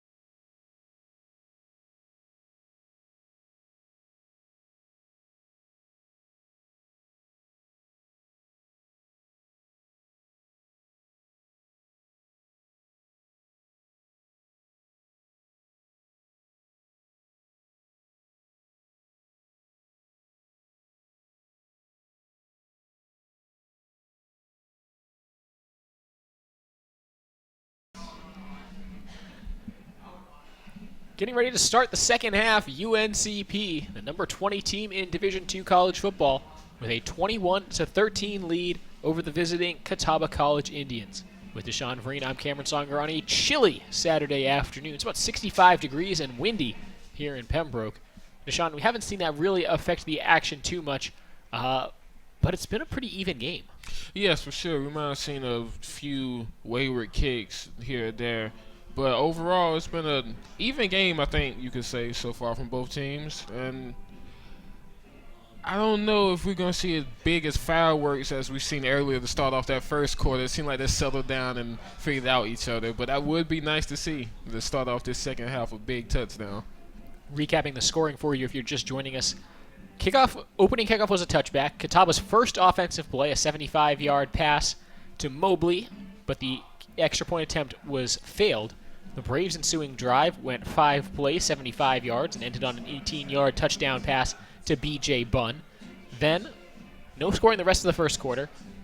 Pretty much first play of the second quarter, Rontonio Stanley, a 5-yard rush, and the extra point attempt was good by Matt Davis, making it 14-6. Catawba responded, though. A couple drives later, went 4 plays, 75 yards in a minute 30. 66-yard touchdown pass from Carlton to Brown to cut the deficit just to 1. But the Braves were able to get the last laugh with 5 minutes and 49 seconds left before halftime. A 44-yard pass to Taryn Huffman to make it 21-13. Also of note, Catawba starting quarterback Reed Carlton knocked out of the game. Didn't see him those last couple drives. It was his backup Joseph Dress who was calling the plays and running the quarterback spot for Catawba. We'll see if it's Carlton or Dress here in the second half. Looking at the team stats now, Catawba actually outgaining UNC Pembroke in that first half, 284 to 270. Braves with 90 yards on the ground to Catawba's 70, but Catawba really making a dent through the air. 214 passing yards on 12 of 16 passing, whereas Patrick O'Brien for UNCP, 15 of 23, 180 yards, 1 touchdown, 1 interception. 2 touchdowns, 1 interception. For Catawba, a couple of just players really jumping out. Obviously, in the passing game, Sam Mobley, 5 catches, 108 yards, and a touchdown, as well as Brandon Brown, who had the 1 catch for 66 yards. It inflates your stats a little bit when you're hitting long plays like that. For UNCP, you mentioned O'Brien, 180 yards passing. Rontonio Stanley, 8 carries, 70 yards, and a touchdown. Miles Grant, 3 carries, 11 yards. And then in the passing game, John Allen, 37 yards. Taryn Huffman, 60 yards. Quay 3, 38 yards. B.J. Bunn, 22 yards receiving, but a touchdown. And Rick Mack, 2 catches, 15 yards. Second half kickoff is a high one. It'll be fielded by Bunn right at the goal line, and he'll take it out. Bunn through 1 tackler, and he is taken down short of the 20-yard line. Not a lot of room there for B.J. Bunn to try to make something happen. But the Braves offense will come back out onto the field, led by redshirt junior quarterback Patrick O'Brien. Sean, they're ready to get back to work. Do you ever think that Braves coaching staff gets a little worried with B.J. Bunn being back there on those kick returns? Well, I know when he fumbled a punt return in the opener against Winston-Salem State, I believe, and they were mad and they pulled him out of that punt return duty for a little while. I don't think you ever get nervous about injuries with somebody like B.J. Bunn. He's just so tough, and at a certain point, you just have to put your playmakers out there on the field. First play of the second half for UNCP is a give to Rontonio Stanley. Shrugs off a tackle, gets taken down to about the 25-yard line. A little short there. About 4 or 5 yards on the run to UNCP's main running back. One thing I've noticed from UNCP Braves backs today is that they're finishing their runs strong. Even the short yardage ones, they always want to finish it hard to the ground. The 6-1 UNC Pembroke Braves taking on the 3-4 Catawba Indians. Non-conference action. Everything's non-conference for UNCP, a D2 independent. Stanley tripped up in the backfield. Surge there from C.J. Barksdale. Yeah, returning first-team all-conference defensive player for Catawba. And brings up a 3rd down and 8 for UNC Pembroke. Great surge there. Not a lot of chance there for Antonio Stanley to get anything going. Right when that play was hyped, it seemed like they were right in his quick face. There'll be 3 receivers to the left. B.J. Bunn alone on the right side, guarded once again by Case Woodard. Top DB for Catawba. They throw to 3 who can't hold on. Incomplete, and UNCP goes 3 and out on their first possession of the second half. Couldn't really ever get going there, and you see what happens when things aren't clicking. It doesn't really look that good for the black and gold. Yeah, definitely seemed a little sloppy there. So with an 8-point lead, UNCP will be kicking the ball away on the punt. Matt Davis, the punter for the Braves. He stands at his own 5-yard line. Back to return for Catawba is Sam Mobley. And he'll have to call for a fair catch here near the 35-yard line. He'll be caught about the 36 or 37. Catawba will get solid starting field position, but you give Matt Davis a lot of credit. Another just very good punt. Yes, certainly. I think Catawba read the scouting report with Davis, is that he is such a good punter that, and I don't know, he has a knack for the balls taking a Braves bounce on those punts. It's a skill, you would say, and Davis had a number of 50-plus yard punts on the year. So you have to catch it in the air, otherwise you risk giving up a lot more yardage. Quarterback in the game is Dress once again. He swings it over to the right side, and it's caught by West for a couple yards. So Reed Carlton, that starter here today. Remember, the starter for the season for Catawba quarterback was Mike Sheehan. They lost him for the season pretty early on, before the midpoint of the season. And now in this one, potentially losing that second-string quarterback. Could be bad news for a Catawba offense that's had their share of ups and downs. They averaged 22 points per game in terms of scoring and 316 yards of total offense. Option keeper here for Dress. He's across midfield, and he's got room to go with a burst of speed to the 20, to the 10, and the QB keeper goes for 60 yards and a touchdown for Catawba. And you said it yourself earlier that Joseph Dress so far this season has been used a lot in running plays, and you see there he used his legs, decided to keep the ball instead of giving the option off to his running back, and just exploded down the field. It was a great game and a great play there by Joseph Dress. Officially a 59-yard run, so not quite 60, but it still hurts for UNCP, which is the third long play they've given up for a touchdown. The 59-yard run, a 66-yard pass, and a 75-yard pass. Catawba, when their offenses hit, they've hit big time on some big plays, and give them credit for not being afraid to take those chances. Lee Brackman will be the kicker for this extra point. Not a long kick. It wouldn't have been good from too deep, but it was good. And with 12:49 to go in the third quarter, we're back to a one-point game again. UNCP 21, Catawba 20, and we'll be right back.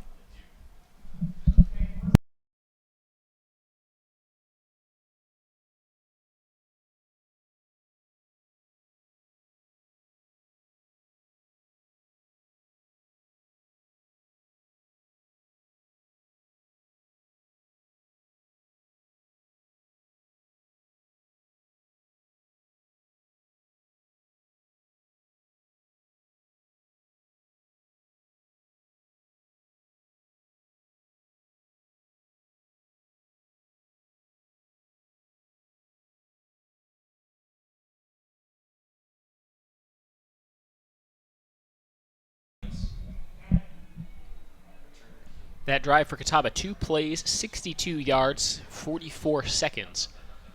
They've been the kind of the definition of quick strike offense.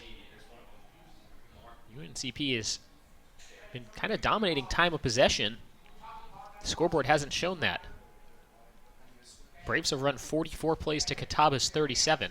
Time of possession for UNCP, well, still a Braves advantage. Not as big as I actually thought it was going to be. It just felt like the Braves have had the ball this whole game.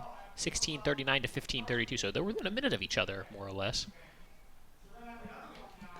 It just feels like when Catawba's had the ball, it's either been sputtering or 50-plus yard touchdown plays. Something we discussed earlier as well. Neither team really dominates time of possession like that. Great kick by Brackman. Out of the back of the end zone, UNCP takes it back out to the 25-yard line. And the Braves averaging 36 points per game scoring this year, way up from 25 a year ago. Catawba now right near their season average of 22. So again, on paper, the Braves came in looking like the better team with a 6-1 record versus a 3-4 record. But Catawba's won 2 straight against UNCP, and they're sticking around because the Braves, I think, are they've lacked that kind of killer instinct so far. Still a long way to go. 12:49 left in the third quarter, and O'Brien comes out in the shotgun. Play fake, throw over the middle for Bunn, knocked away by Woodard, incomplete. Looked like to everyone in the stadium that Bunn had a step on Woodard, but closing speed on a throw that was pretty much on target. Perhaps a little bit behind Bunn, who's... Well, it looked like he was starting to limp over to the sidelines. He just sort of had an awkward gait going. Keep an eye on that. B.J. Bunn on the far side now. Second down and 10 for UNC Pembroke. It's a give to Grant. Grant breaks a tackle, taken down to the 30-yard line, bring up 3rd and 5. Miles Grant being the guy who has a very large average per carry. We haven't seen a big chunk from him yet this game. He has a knack for not getting tackled for a loss, though, and that's one way to really help your yards per carry, is to not have negative. For sure. Not have negative plays. 3rd down, 4 yards to go for UNCP.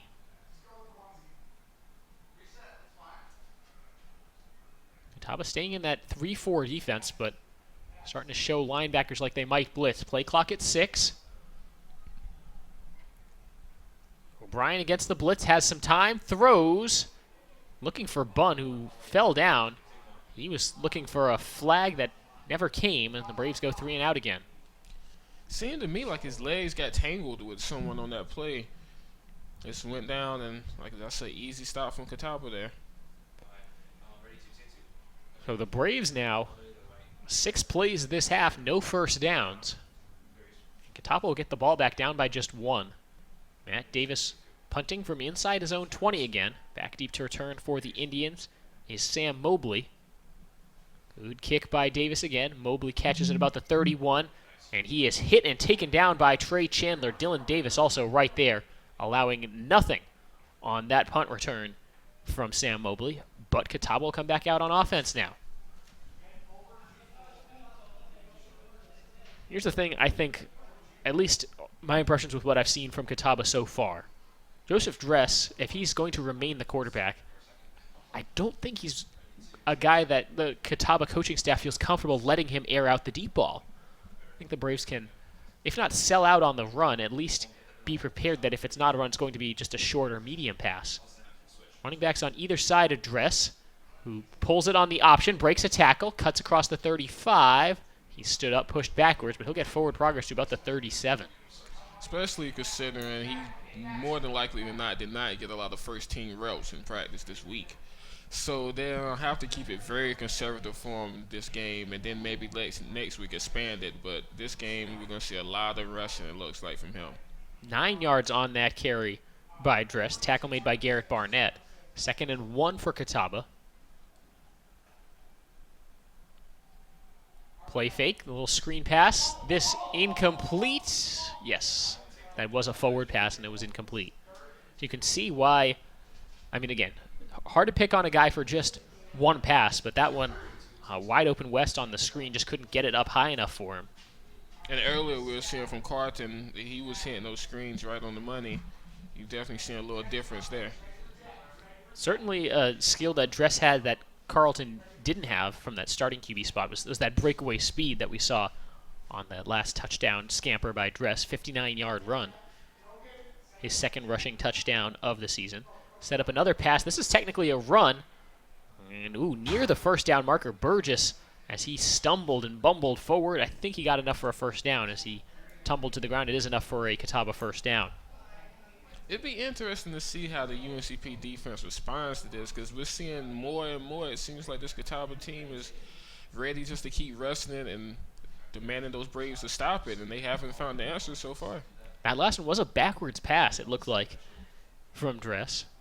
Option keeper. Dress takes off again. He's across midfield into Braves territory. It looks to be enough for another Catawba first down.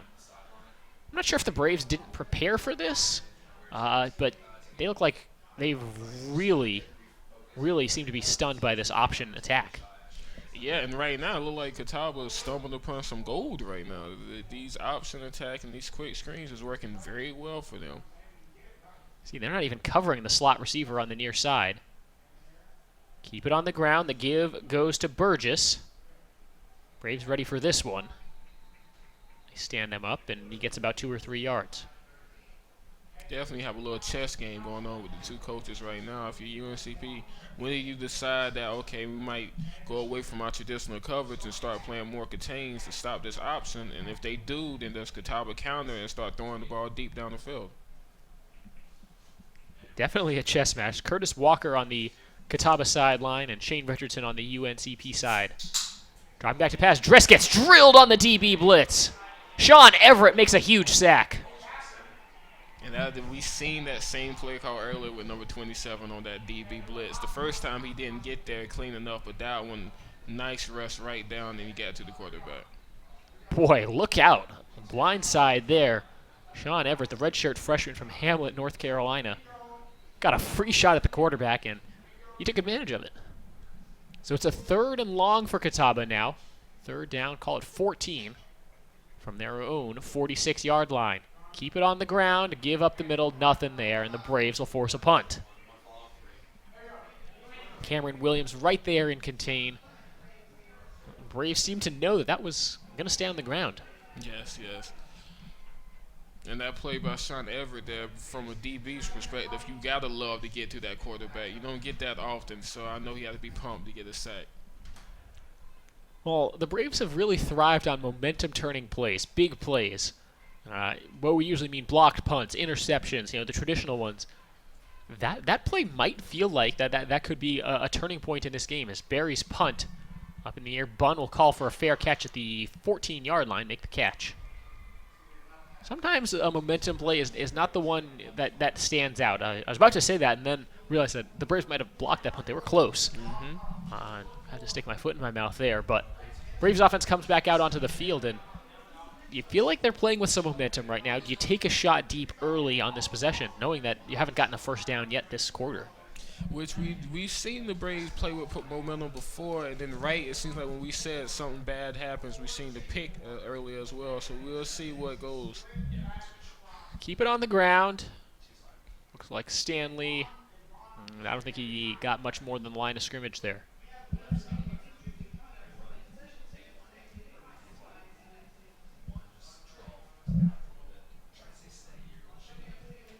Gain of 2 for Rontonio Stanley. 2nd down and 8 for the black and gold. A little over 8 minutes to play as the wind continues to just whip across Grace P. Johnson Stadium. Handoff off left side. Stanley goes against the grain, tries to move forward, lost a couple yards. And overall, I've been fairly impressed by the 3-4 defense when it comes to stopping the run. We've seen a few big plays here and there. But overall, like I said earlier, we've seen a lot of bending but not breaking. And when it comes to count, I think they've done a good job of staying stout against the run. Well, 3-4, even though there's 4 linebackers, the emphasis really is on the linebackers making the right read and kind of being able to deceive the quarterback. And the linebacking group from Catawba has done a pretty good job here today. Just a 3-man rush. O'Brien steps up in the pocket, throws over the middle. Bunn makes a catch with 5 white shirts around him and makes enough for a first down. Yes, you mentioned all the white shirts around him, but you have the feeling that there was not much they could do on that play. Beautiful pass right in the window by Pat O'Brien, and a great catch as well. Well, B.J. Bunn, the first time he's gotten involved here in the second half. And an important first down for UNCP. Bunn now 3 catches, 47 yards, and a touchdown. He's alone on the far side of this formation. Give goes to Stanley up the middle. Fighting forward, gain of about 2. Give a lot of credit also to the Catawba defensive line to be able to stop the run in a 3-4 when a running back is only getting 2-3 yards at a time. That means you've got guys who are really taking up space and filling holes along the defensive line, especially that nose tackle Jordan Hemingway. Yeah, they're doing a great job of staying in their gaps. He takes up and occupies blockers that allows everyone else to make tackles. Hemingway's stat line doesn't really jump off the page at you. Stanley again to about the 45, this time about 3 yards. I wonder if the Braves would just keep trying to pound away. Borrow a line from the Carolina Panthers and just kind of keep pounding. Because one of the ideas behind a ground and pound rushing attack is eventually you tire out the defense, it gets physical, and it can only take one, basically. You never know when you're going to break one tackle and have an extra block on the outside, and everything works perfectly for a long run. 3rd and 5 now. Snap to O'Brien with some pressure. Throws over the middle. Incomplete. Hands all over Ronald Porter. No flag thrown. And Trey Evans might have gotten away with one there. Yeah, and it seems like this is a really slow start for UNCP starting this second half. There, they seem to have some momentum coming in, as you stated, to start the drive, but they just couldn't sustain it to anything there, and it looks like we're going to have another punt back to Catawba.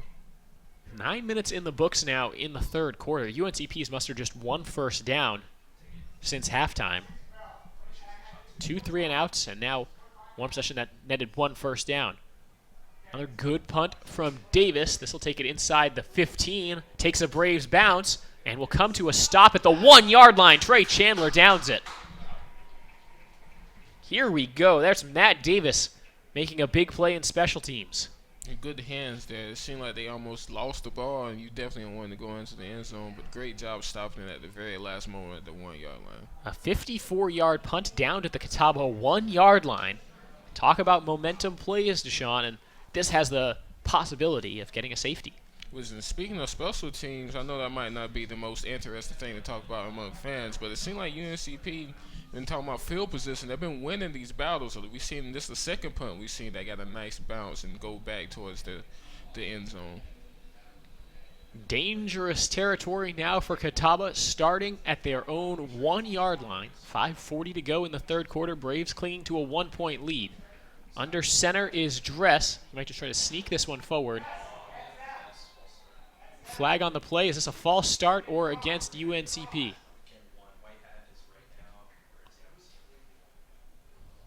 Catawba doesn't have a lot to lose. And it's going to be encroachment on the defense, so that takes Catawba up to their own 6. That hurts for UNCP. Yeah, give them a little breathing room.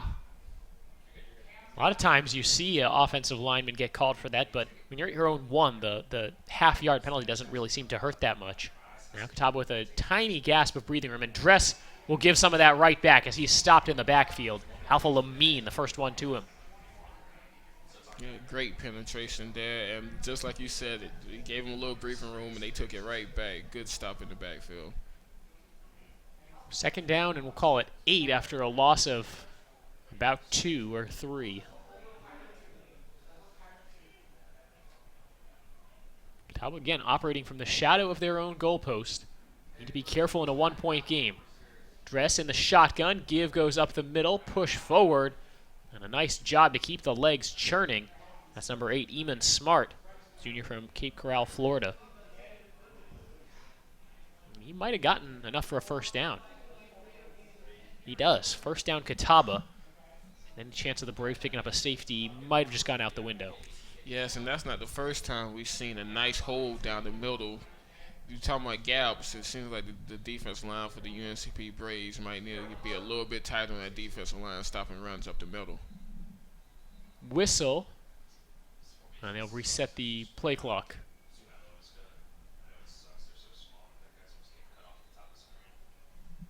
Two receivers to the right, one to the left. Dress in the shotgun again. Another run up the middle. Just a couple yards this time for the Indians offense. The clock continues to run. It's been a pretty quick third quarter. Look up, there's suddenly 4.5 minutes left. Yes, I think that has to do with all these running plays we're seeing. There's not a lot of chances for the clock to stop with incomplete passes. Comparing total offense really quickly, Catawba at 367, UNCP at 310. Run play, and there is nothing there. Lucas Brim, the first one to it. And on third down, Catawba try to run. On second down, Catawba try to run. And it brings up a 3rd and long. Redshirt sophomore Lucas Brim, a transfer from Winston-Salem State. And this might be a passing situation. Talked about how it doesn't really favor Joseph Dress. That's not his strong suit. Can the Braves come up with a big stop on third down? Motion man is West across the formation. Swing it out to the running back on the far side. Taken down in the backfield. Josh Manns with the stop brings up 4th down. Catawba will be punting from their own end zone. Yeah, and I know I've said the word a lot today, but I have to keep saying it. Conservative calls from that Catawba offense. And you can't blame them with the situation they're in, but it's going to be tough to win this game playing like this unless they get a lot of huge stops from the defense. Braves will probably think about coming after this punt. 4th and 12 for the Indians offense. Punting from his own end zone is Caleb Berry. It's a low snap. He does get it off. And Bunn will let it bounce. He'll take it from midfield, bobbles it, breaks a tackle, breaks another tackle. Bunn still on his feet to the 35. Bunn has blockers out in front. He's taken down from behind at the 23-yard line. 27-yard return by B.J. Bunn on a dangerous bouncing ball, but he's able to give the Braves outstanding starting field position.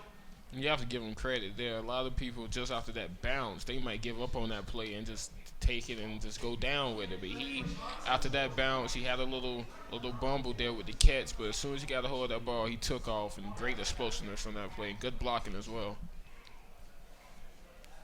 A lot of people would come up and just fair catch that and say, okay, start in midfield. All right, offense. Instead, they take over at the 22-yard line. O'Brien in the shotgun. Give up the middle. Couple broken tackles on the run. As that's Cliff Jones just lowering the shoulder, getting the tough yards. 2:37 left. And a quick third quarter.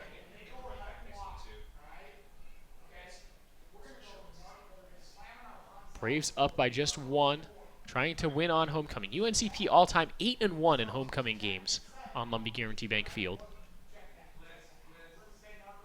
Catawba comes after this, and they'll meet Jones right at the line of scrimmage. Good time to dial up the pressure with the blitz.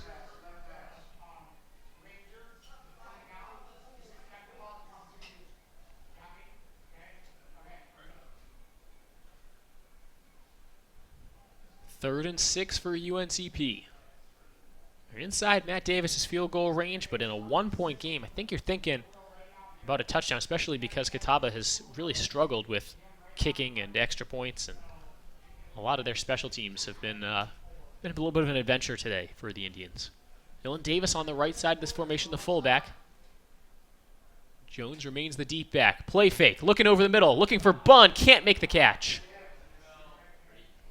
And that's not the first time we've seen him slip there. At the end of that route, it seemed like he slipped a little bit and threw him off, but the pass was also a little high as well. So it's not good connection there by Pat O'Brien to B.J. Bunn. Hard to tell what the problem was there for Bunn. He was right in the end zone, and that's the part of the turf that's painted. It might have affected his grip there on the turf. So this will be a field goal attempt from Matt Davis from about 34 yards, and it splits the uprights. 1 minute and 24 seconds left in quarter number 3. Braves 24, Catawba 20, and we'll be right back.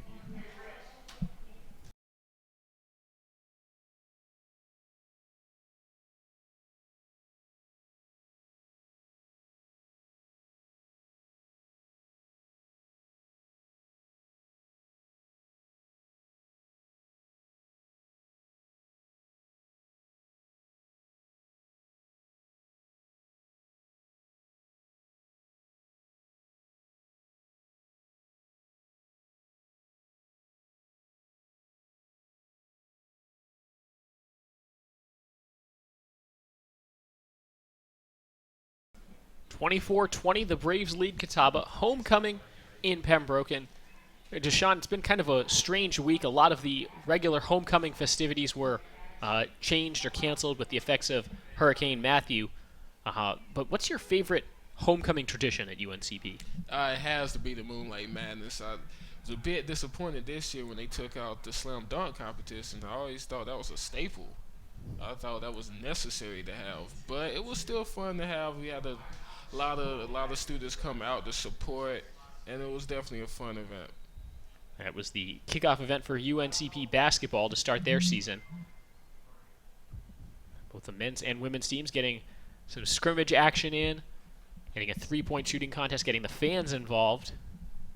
And now the men's basketball team will play tomorrow against the All-Army team. I'll be streaming right here on our YouTube channel. Tip-off at 2 p.m. Eastern Time. Getting ready for what should be a good season for in a very tough Peach Belt Conference.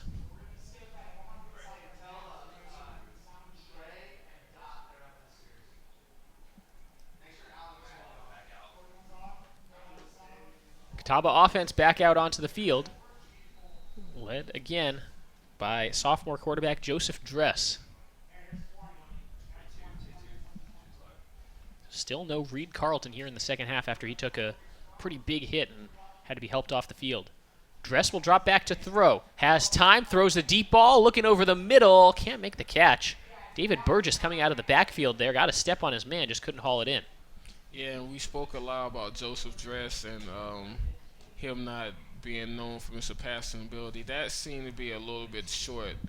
Maybe could have led the receiver a little more off of that pass, but it still could have been caught.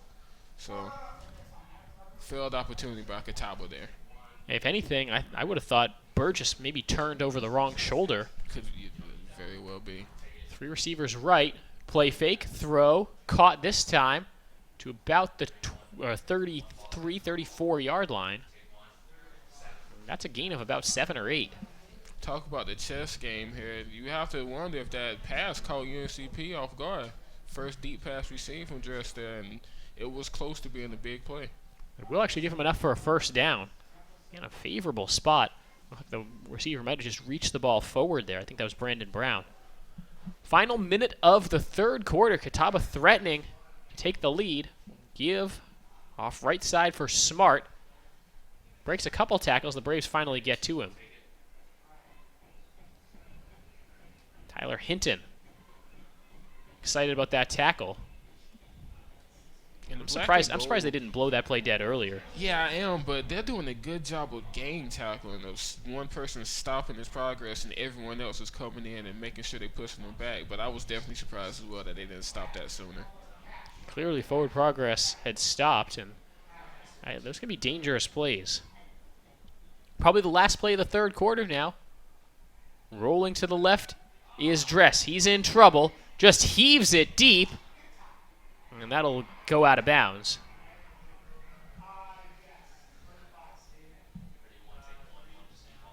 Tyler Threet there in coverage. I think he actually might have made the catch, but he was also about 4 yards out of bounds. Yeah. So it doesn't matter. So the clock stopped on that pass. So this will possibly be the last play of the third quarter. 10 seconds left. And 3rd down and 4 for the Catawba offense. Long 4, called 3rd and 5. Option keeper, Dress. Tries to break a couple tackles. He's not able to do so. He's taken down short of the marker. And it'll be 4th down for Catawba as the third quarter comes to a close. 15 minutes left to go for the UNCP homecoming football game. Braves up over Catawba, 24-20. We'll be back right after this.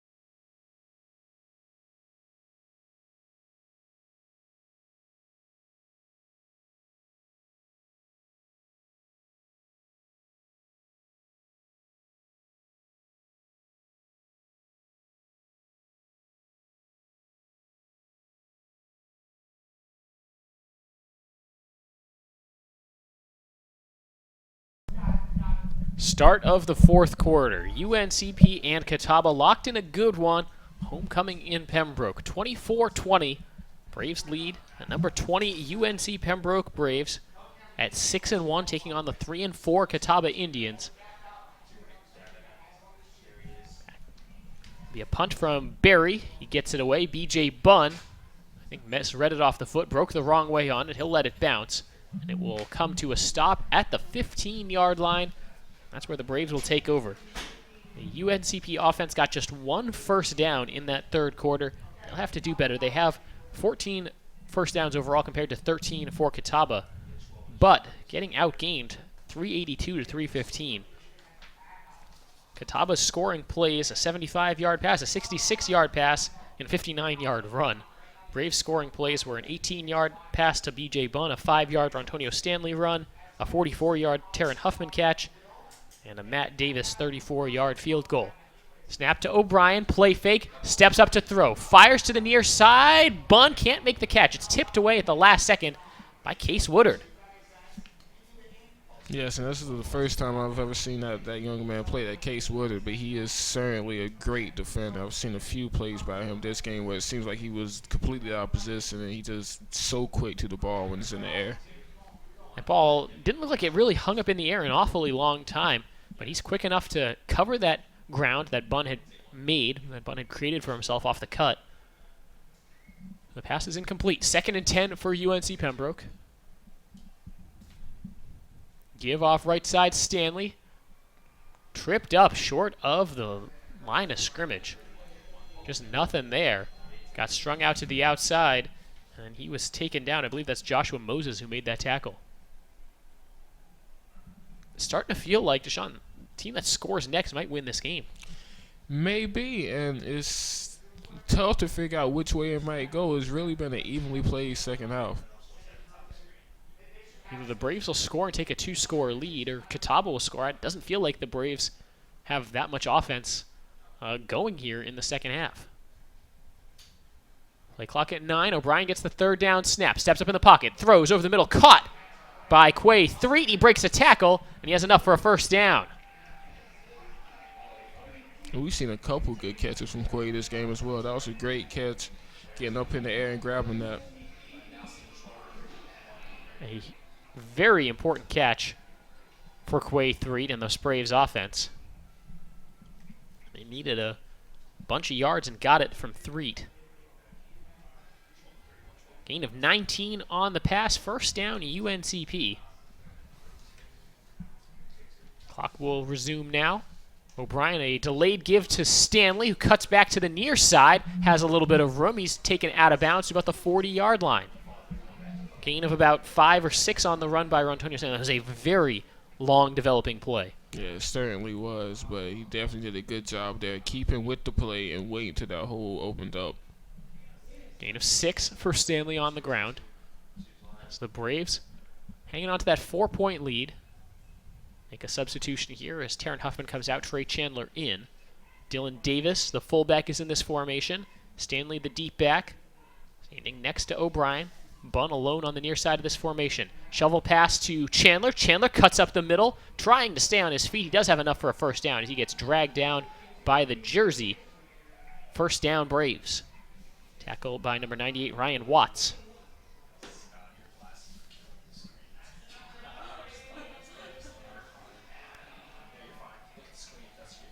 First and 10 for UNCP.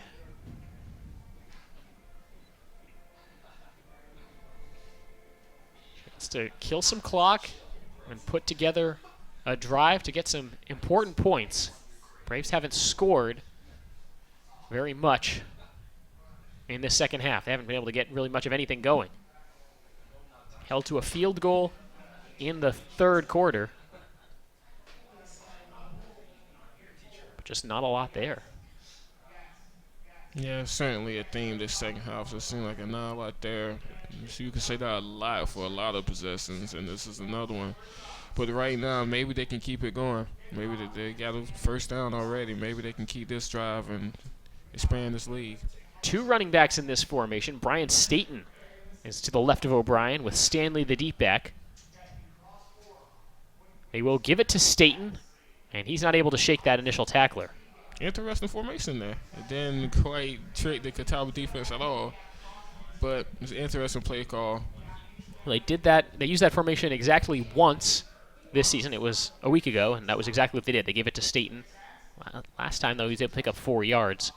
Slightly better results. This time, he gets back to the line of scrimmage. So it's 3rd and 11 for the Braves. Need to get inside the Catawba 45-yard line. Indians all coming up to the line of scrimmage now. This could be an all-out blitz. O'Brien lobbing it to Chandler, who has a step, makes the catch at the 30. It's a foot race. Chandler to the 10. Touchdown, UNCP. Trey Chandler to the house. Fantastic pitch and catch there. He did a good job of getting the separation. Pat O'Brien put it right on the money. B.J. Bunn delivered the block at the end of that play as well to finish it off. Just a spectacular big play right there by the Braves. 55-yard pass play to Trey Chandler. It's 30-20 UNCP with 11:14 to go in the 4th quarter. Matt Davis on to attempt this extra point. That's just what the doctor ordered. That long touchdown play. Catawba's scored plenty of big touchdowns, long plays. Braves get one back here as Davis drills the extra point. 11 minutes, 14 seconds left to go. UNCP leads Catawba 31-20 here on homecoming.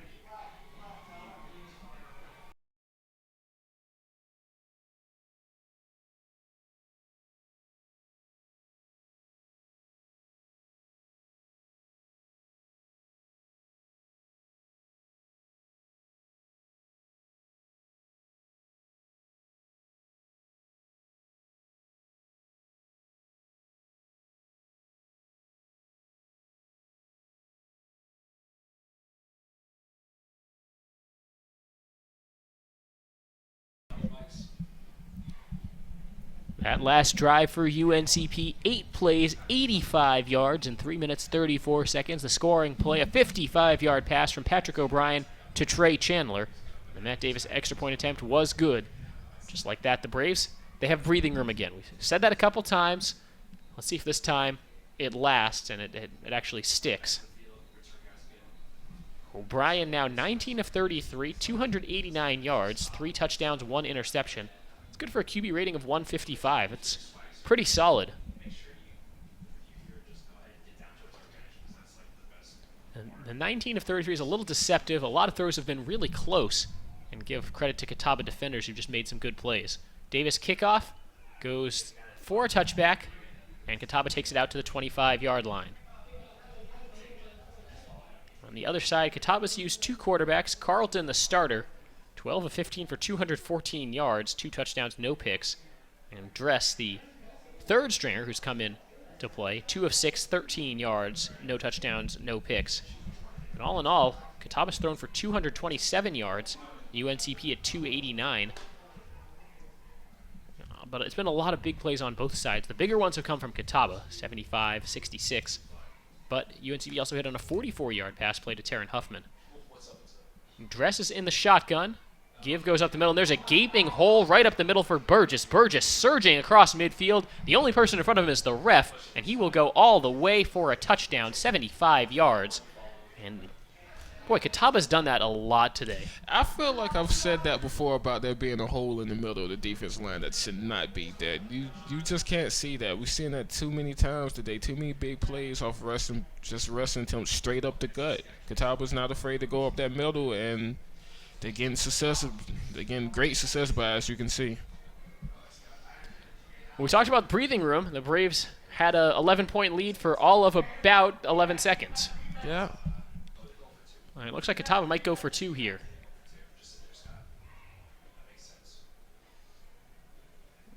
But first, I think someone called a timeout. Still waiting to see what the official's saying right now. If there was a timeout, who called it? It was a timeout taken by Catawba. We'll keep it here. Braves fans, ever wondered why our sponsor, Lumberton Chevrolet Buick Cadillac GMC, has such a long name? One reason is the tremendous variety of cars and trucks they offer to meet every need. Great-looking Chevrolets, Buicks, Cadillacs, and even GMC SUVs and trucks. They have everything from budget vehicles to top-of-the-line Cadillacs, so why would you shop anywhere else? Try their quick lube, and while your vehicle is being serviced, you can see for yourself. That's Lumberton Chevrolet Buick Cadillac GMC, located next to Lumberton High School. Adidas is the official apparel sponsor for all 17 of UNC Pembroke's varsity athletic teams.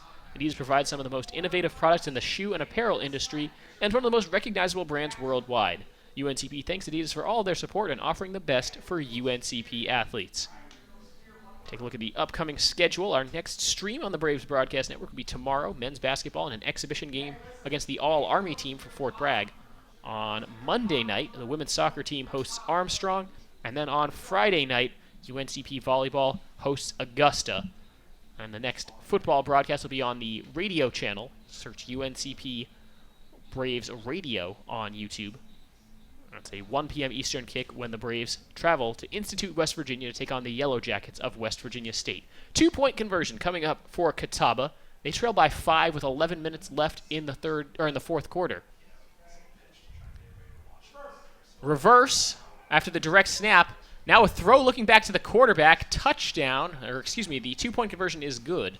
What a great trick play. The quarterback went up to the offensive line. They direct snap to the running back, reverse to the wide receiver, and then pass back to the quarterback. Sometimes you just got to tip your cap. And at least if you're the Braves, be happy that they chose to break that out for a 2-point conversion rather than for a touchdown. Yeah, I was thinking that was a doozy, right? That's one you might want to save for a different situation because that was beautiful. It's a beautiful play, an open quarterback racking in zone for a little 2-point conversion. Keon West delivering the throw there. And 11:03 to go in the ballgame. Braves lead cut down to 3. We'll step aside for just a moment.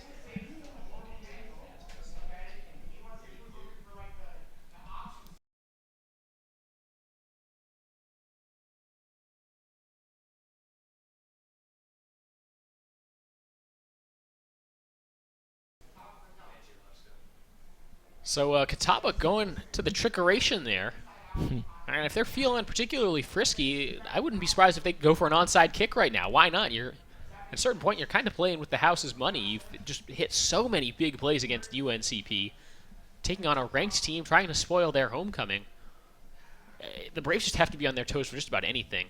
Obviously, Catawba's thrown a lot of different things at the wall. Not everything is stuck. They brought an all-out blitz on the UNCP's last touchdown, and they got burned on it, but what they kind of remind me of is somebody who doesn't really know football that much. They're playing Madden, and they get on kind of a hot streak. Just kind of calling plays just for the sake of why not. Yeah, it's working for them.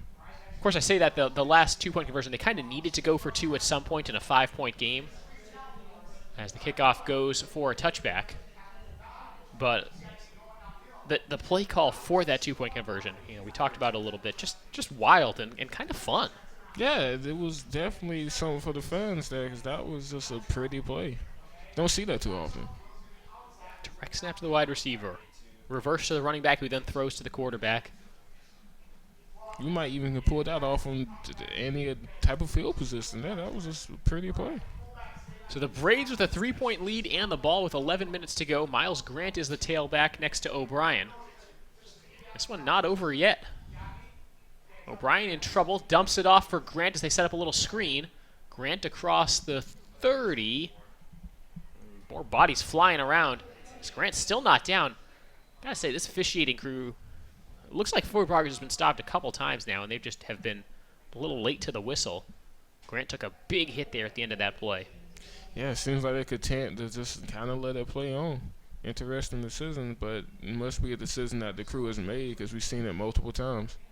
I think they feel that the back or the ball carrier might be able to move the pile forward. I don't know. Keep it on the ground with Grant off the right side. Tries to spin past a tackler. He gets no yards there, and it brings up a 3rd down and 4.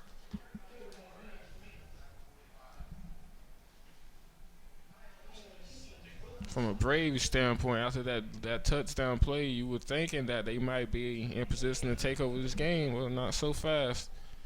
No, Catawba responds very quickly with a 1-play drive of their own.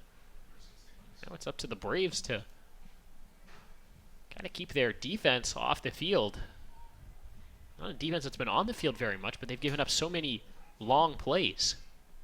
O'Brien drops back to throw on 3rd down, throws short to Allen. Allen gets a couple yards after the catch. It looks to be enough for a 1st down. Clutch conversion there. John Allen, redshirt sophomore from Asheville, North Carolina, gets the extra yards and has a Braves 1st down.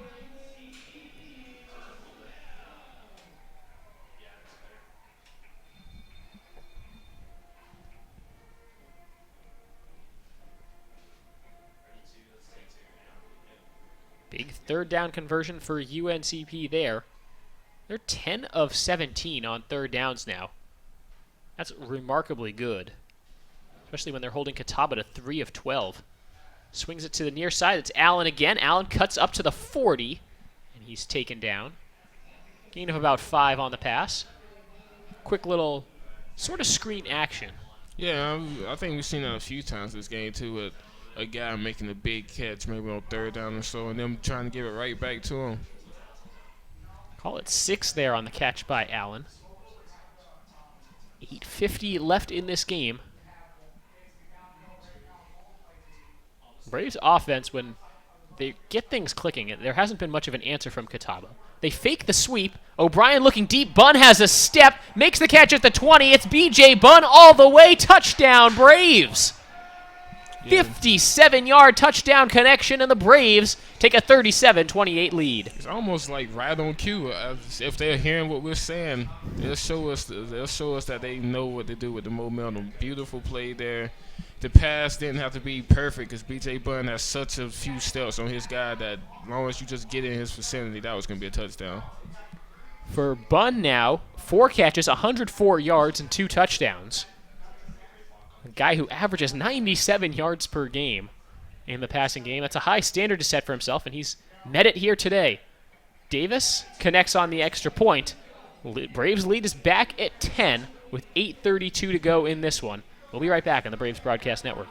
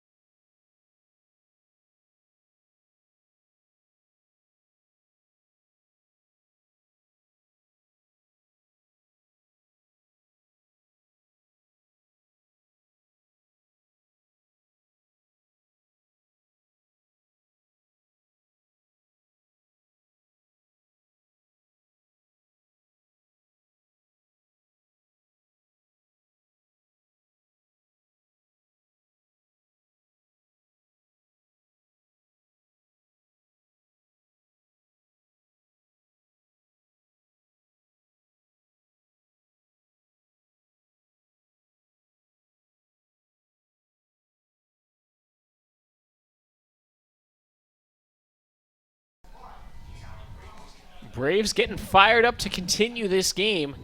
Both teams have just had some huge plays. There's the scoring plays just really adding up for both sides. B.J. Bunn hauling in that last catch to wrap up a 5-play, 75-yard drive. But of those 75 yards, 57 coming on that pass play. With Deshaun Vereen, I'm Cameron Songer. Braves lead at 38-28. Matt Davis kickoff will be taken from a couple yards deep in the end zone. Rare return opportunity and wrapped up short of the 20-yard line. Big tackle there by Josh Sheridan. Just planted Sam Mobley. Yeah, interesting choice there to bring it out. We haven't seen that too many times today, and you have to be wondering right now if you've regretted it. Recapping the scoring for you quickly. Catawba had a 75-yard pass on the game's first play. Then B.J. Bunn with an 18-yard pass pretty quickly also in the first quarter. Fast forward to the second quarter, 5-yard Rontonio Stanley run. Catawba responds with a 66-yard touchdown pass. As they get started here, quick throw to the left side and a broken tackle, first down for the Indian offense. It's Keon West with a 12-yard gain. Second quarter, Taryn Huffman, a 44-yard pass. And that's how the Braves went to the locker room with a 21-13 lead. Catawba scored on a 59-yard run.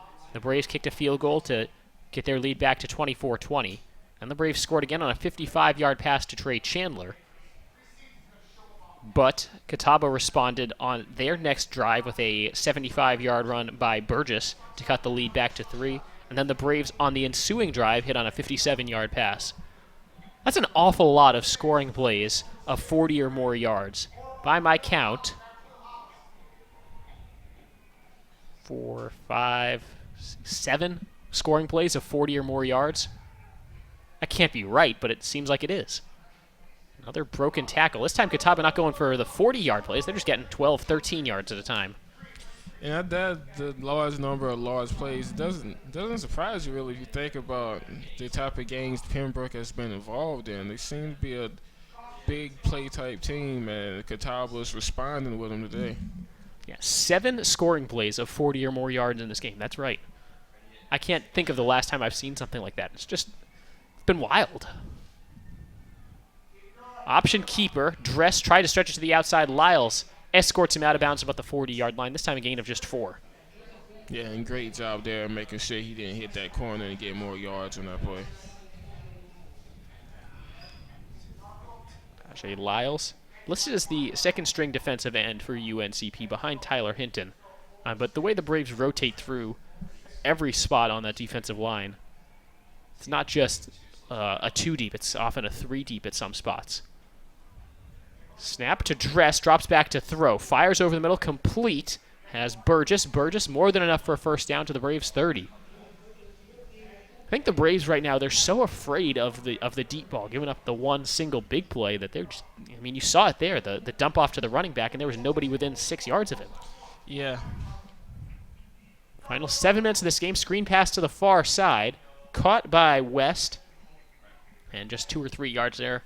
That extra block on the outside never really materialized. And it's funny that you mentioned that because if you think about it, the Catawba could very well be setting up a deep ball. We keep seeing these screens over and over again. You definitely don't want to give up that long play. Injured player down for UNCP. Gives us a chance to remind you, Braves fans, that every Saturday morning at 9:30 on WFXB, the UNCP Sports Black and Gold Report presented by Pepsi. It's a show all about UNC Pembroke athletics as we bring you interviews with coaches, highlights, and special features from around the UNCP athletic department. Tune in Saturdays at 9:30 on WFXB Fox TV. We also will re-air it and make it available on YouTube the following Monday or Tuesday morning. We'll step aside while the injured player receives attention. Braves up by 10 with just under 7 minutes to play.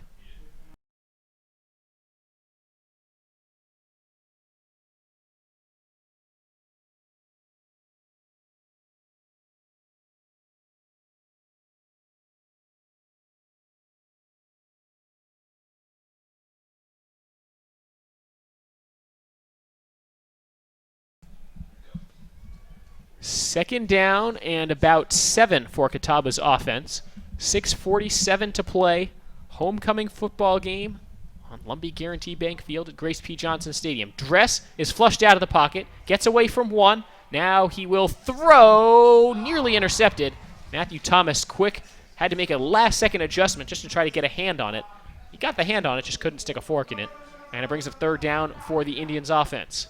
Yeah, good job there by Dress about standing the play, but once he is standing there, if there's nothing there, you got to throw that out of bounds. He was playing with fire a little bit there, but UNCP couldn't capitalize. Important third down. It's Catawba inside the 30, but not sure how much faith they have in their kicking game. Down by 10. It's 2 scores. Option keeper, and the Braves snuff it out. Eris Brooks was sticking with the quarterback the whole way there. Hits him for no gain. And fourth down, the offense stays on the field for Catawba. Yeah, and I like that terminology, snuffed it out, because that was going nowhere. He knew what that was almost right away and stopped it. Catawba making a nearly wholesale shift of personnel. Braves will respond by getting their people out there, and this actually will be a long field goal attempt, a 45-yarder from the left hash. Lee Brackman to attempt this long field goal. The snap is down, the kick is up, end over end, and it is good. Catawba hitting a long field goal there. 5:45 left to play in this one. It's back down to a one-score game. 38-31. Braves lead. They'll get the ball back when we come back on the Braves Broadcast Network.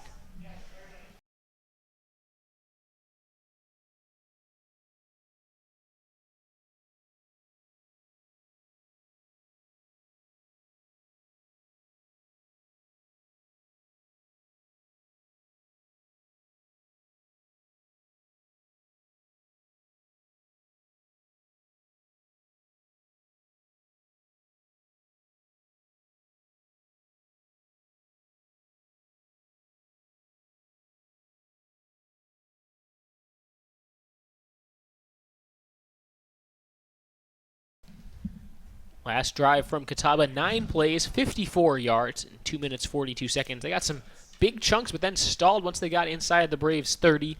Lee Brackman able to give them 3 points on a 45-yard field goal. It's Braves 38, Catawba 31. Deshaun, we said that next team to score might win this one. That was about 4 scores ago, so we were pretty wrong on that one. Well, we don't really remember who that next team to score was, so maybe we're not wrong quite yet. I think it was UNCP. That was before the I don't even remember which touchdown. There's, again, 7 scoring plays of 40 or more yards in this game. That's just touchdowns. It doesn't even count field goals. High kickoff will be fielded by Chandler at about the 10. He tries to cut it out to the far sideline. Trying to get a block out in front. Is not there. Tries to turn the corner. Taken down about the 30-yard line. No flag, so a solid return by Trey Chandler there. Covered a lot of yards to get the 20-yard return. Solid day from Chandler overall as well. We've seen a couple big plays in the passing game. Good day for him. Just looking even at the scoring here in the fourth quarter, the Braves hit a 55-yard pass to Trey Chandler. Catawba responded with their own 75-yard touchdown run on the next play from scrimmage. Next Braves drive was a 57-yard pass to B.J. Bunn, and then Catawba's ensuing drive was a 45-yard field goal. So after one Catawba touchdown, one Braves field goal in the third, the fourth quarter has just been an explosion of scoring. Gave up the middle. Tackle made there by number 50, Jamal Lackey. And not much room there for Cliff Jones on the carry. Yeah, it definitely has been one of the more interesting games you will see. Has a few trick plays out there. Nice explosions, and then it seemed like the game would quiet down for a quarter to another explosion. Great game. Braves seem content to just keep the ball on the ground right now. Clock is running at 5 minutes to go in the ball game. Don't want to be doing the math yet on how many first downs it would take to ice this one. Braves certainly can't take their foot off the gas just yet. Jones again up the middle, and again just not much there. Big body there. Cameron Davis, defensive end, plugs up the hole. Gain of 1, 3rd and 9.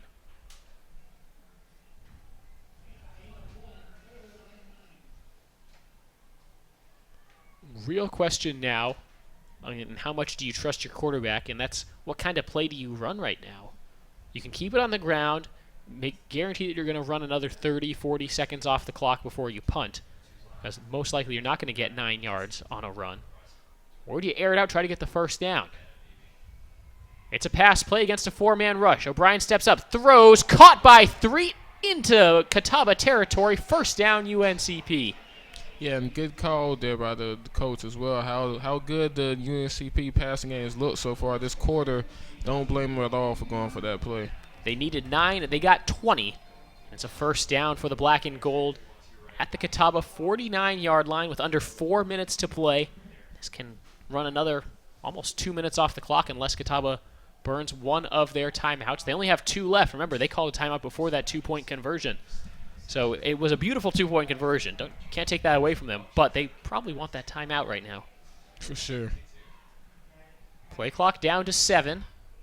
O'Brien gives it up the middle again. Stanley tripped up from behind, about 3 yards as he falls forward. And this will be a Catawba timeout. Looking at the line for Patrick O'Brien now, 24 of 38, 384 yards passing. 4 touchdowns, 1 interception. Not sure. I believe 384 might be a new career high for Patrick O'Brien. Or 384. Last week, he had 358. So he's on quite a tear right now. We'll keep it here during this timeout. Catawba down to 1 timeout left. 3:25 to play in the ball game. Sean, you know it's in the back of the minds of every Braves player. Thinking about playoffs, thinking about national and regional rankings. Regional poll will come out for the first time on Monday. Got to say, that's one of the features I like about Division II in terms of talking about the playoff situation.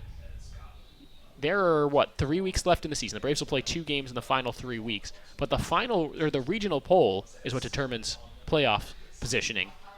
7 teams in each region. There are 4 regions. 7 teams in each region make the playoffs. But there's not this year-long sort of anticipation or just kind of, I don't know, projections. You really kind of get towards the end once teams have played 6-7 games each. But once that poll comes out, you know the Braves will be thinking about it for their last couple games. Yes, for sure. But it also puts a lot of pressure on the last few games when you know that poll is coming soon. As it stands, the Braves in great position to be in the NCAA football playoffs for the first time since 2013. Low snap, O'Brien gets blitzed, throws it to the right side. Huffman breaks a tackle, cuts upfield, stays in bounds, short of the 40. Not enough for a first down. It'll be third and about 2 or 3 as the officials blow a whistle. This is Catawba calling their last timeout. This time we'll take it with them. 3:20 to play. Braves with a 7-point lead, looking to get to 7-1 on the season if they can hold on. We'll be right back.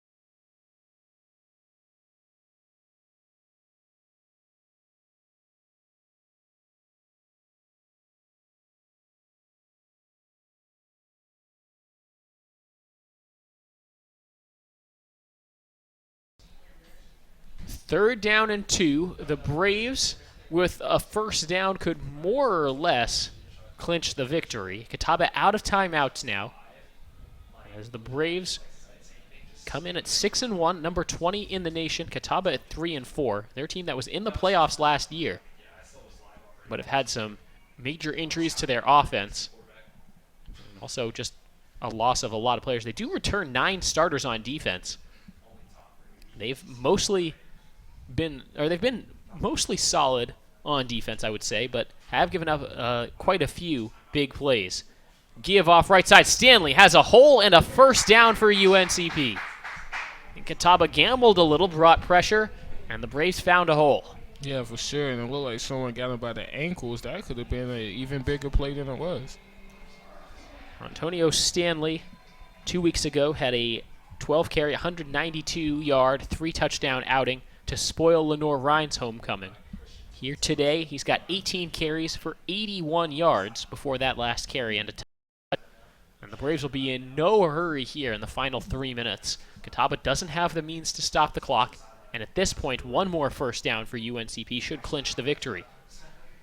As it is, they're getting close to Matt Davis field goal range. Even if they get close to a first down without picking it up, they could kick a field goal to go up by 10. Keep it on the ground, up the middle. Stanley dancing forward, spins off a tackle, needs to be careful, hangs onto the ball with both hands, as he gains just 2 yards on that run. Reminder, Braves fans, we'll be back on the air right here on the UNCP Sports YouTube channel. 2 p.m. tip-off men's basketball exhibition game against the All-Army team out of Fort Bragg. And if last year's game between those two teams is any indication, that'll be a very fun contest. Last year's game took 2 overtimes, and the Braves emerged with a 100-92 win. Great way to start basketball season. And then women's soccer on Monday night, 6 p.m. kick from Lumbee River EMC Stadium. Play clock winding down. They go to Stanley again up the middle. He gets just a couple yards. The clock is down under a minute 40 to play in this one. Now we get to an interesting call here. Do you just keep running, keep that clock going? Do you try maybe to pass the ball and get in field goal range and try to get a closer kick if you need it? The injured player right now for Catawba is Michael Peppers, the middle linebacker. He's helped back up to his feet quickly. Keep it here as he gets helped to the sideline. I would argue that I think the risk of a pass here is just too high. run, get it to a spot where you could either try a field goal or maybe even go for it on 4th down. Yeah, you mentioned Madden earlier. That's just my Madden side coming. I can't do the conservative too much. I can't. Sometimes you have to try it. From here, you're looking at a 42 or a 52-yard field goal, which is not out of Matt Davis's range. His career long is 52 yards. The wind, though, is something else right now, and he would be kicking, it looks like, against the wind. With this being the Braves' homecoming game, though, if he would hit a 52 to kind of seal this game, I'm sure this crowd would love it. This crowd has been loving a lot of things the Braves have done. They've also certainly really not loved a lot of things the Braves have done, including giving up a lot of very long touchdown plays. Final minute now, though. Snap to O'Brien, gives it to Stanley. Stanley off right tackle, looking for that hole. It's not there, and he's taken down. And no matter what, Catawba's just not going to get the ball back with much time, if they get the ball back at all. You mentioned about that 2-point conversion. They would really like that timeout right now.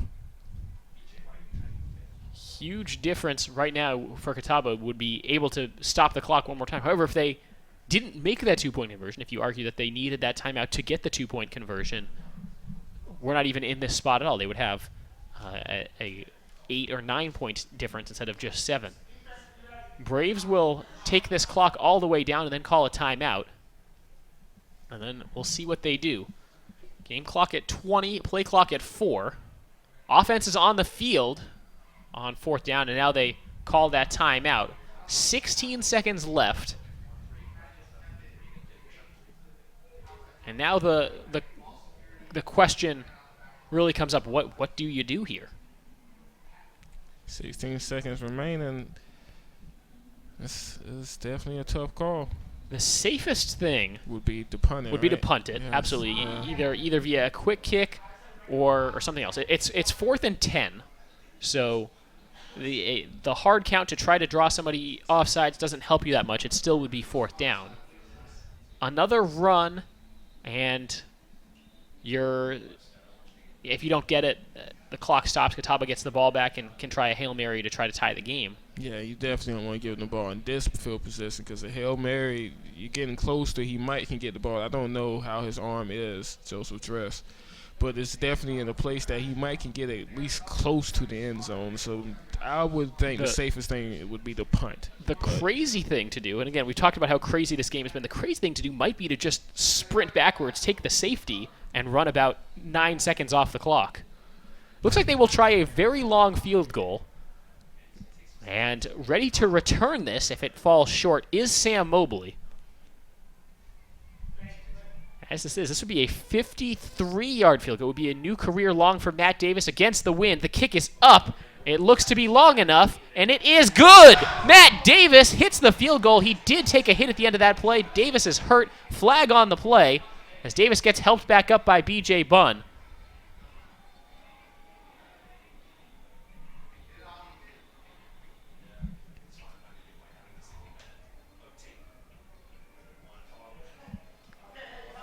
But the Braves, as it stands, they've clinched the win. 10 seconds left, 10-point game. Penalty against Catawba is for running into or roughing the kicker. I got to admit, I like the call, though. I do like the call, giving him the opportunity. You see him every day in practice. You know what his range is. They believed in that kicker there, and he came through to seal this game. Just hope he's okay after that late hit on the play. Braves will get out of here winners. A 53-yard field goal from Matt Davis, a new career long. Makes it 41-31 UNCP with 10 seconds left.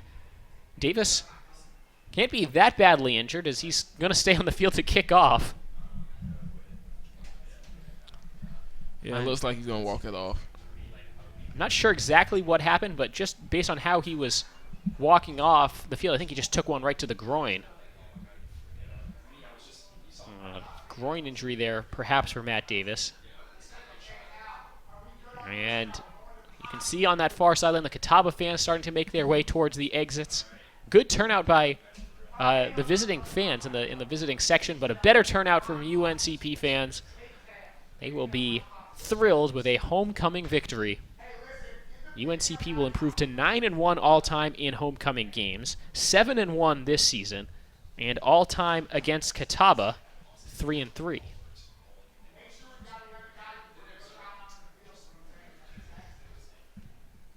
Davis kicks off now for the Braves. 10-point game, 10 seconds left. Catawba to get the ball back here as Davis just keeps us on the ground. Fielded by Mobley. And he'll go down at the 26-yard line. Ball pops out. They will say he was down before the Braves can try to return this for a touchdown. Tell you what, if that had happened, this place would have gone nuts. Cameron Williams was ready to go. That play took 6 seconds, so there's 4 seconds left. Catawba out of timeouts. And this will be pretty much the last play of the game. Opportunity for Catawba to add one more ridiculous play to their totals. They don't have enough time to score twice. So practice for both teams now to practice the Hail Mary. I don't know if the Braves have enough players on the field right now. It's caught. Mobley just juking his way around. Braves get to him. The ball pops out. I'm not sure if that was a lateral. Down to the 50. Oh, they're passing around like a lateral. It's back to Dress. It's with one of the linemen. He's fighting forward. Coughs it up again. Braves come to the ball. There it is. This one's over. Final score, UNCP 41, Catawba 31. The number 20 UNC Pembroke Braves are 7-1 on the season. Talked about some of their streaks. Now 9-1 in homecoming games, 7-1 this season, and the winning streak at games at Grace P. Johnson Stadium, their last loss on this field was back in 2014. Oh, definitely a good showing today as well. And you called it. The Catawba team is actually a lot better than that record. You would think they would be at 3-4. They played a great game today, and UNCP just made a couple more big plays. It was definitely a battle of big plays, but UNCP made a few more, and they're going to get away with the victory. For the Braves, really quickly, the statistical leaders, Patrick O'Brien, 25 of 39, 390 yards passing, 4 touchdowns, 1 interception. B.J. Bunn, 4 catches, 104 yards, and 2 touchdowns. That connection, those roommates, O'Brien and Bunn, they continue their magnificent season and get the Braves another victory. Braves 41, Catawba 31. UNCP football back in action a week from today, 1 p.m. kick on the road at West Virginia State. That'll be available audio only on the UNCP Braves radio YouTube channel. Our next broadcast is tomorrow, UNCP men's basketball exhibition against the All-Army team. For my broadcast partner, Deshaun Vereen, and our entire crew, this is Cameron Songer saying thanks for joining us, UNCP. They'll be celebrating a big homecoming victory, and there'll be a party tonight in Pembroke.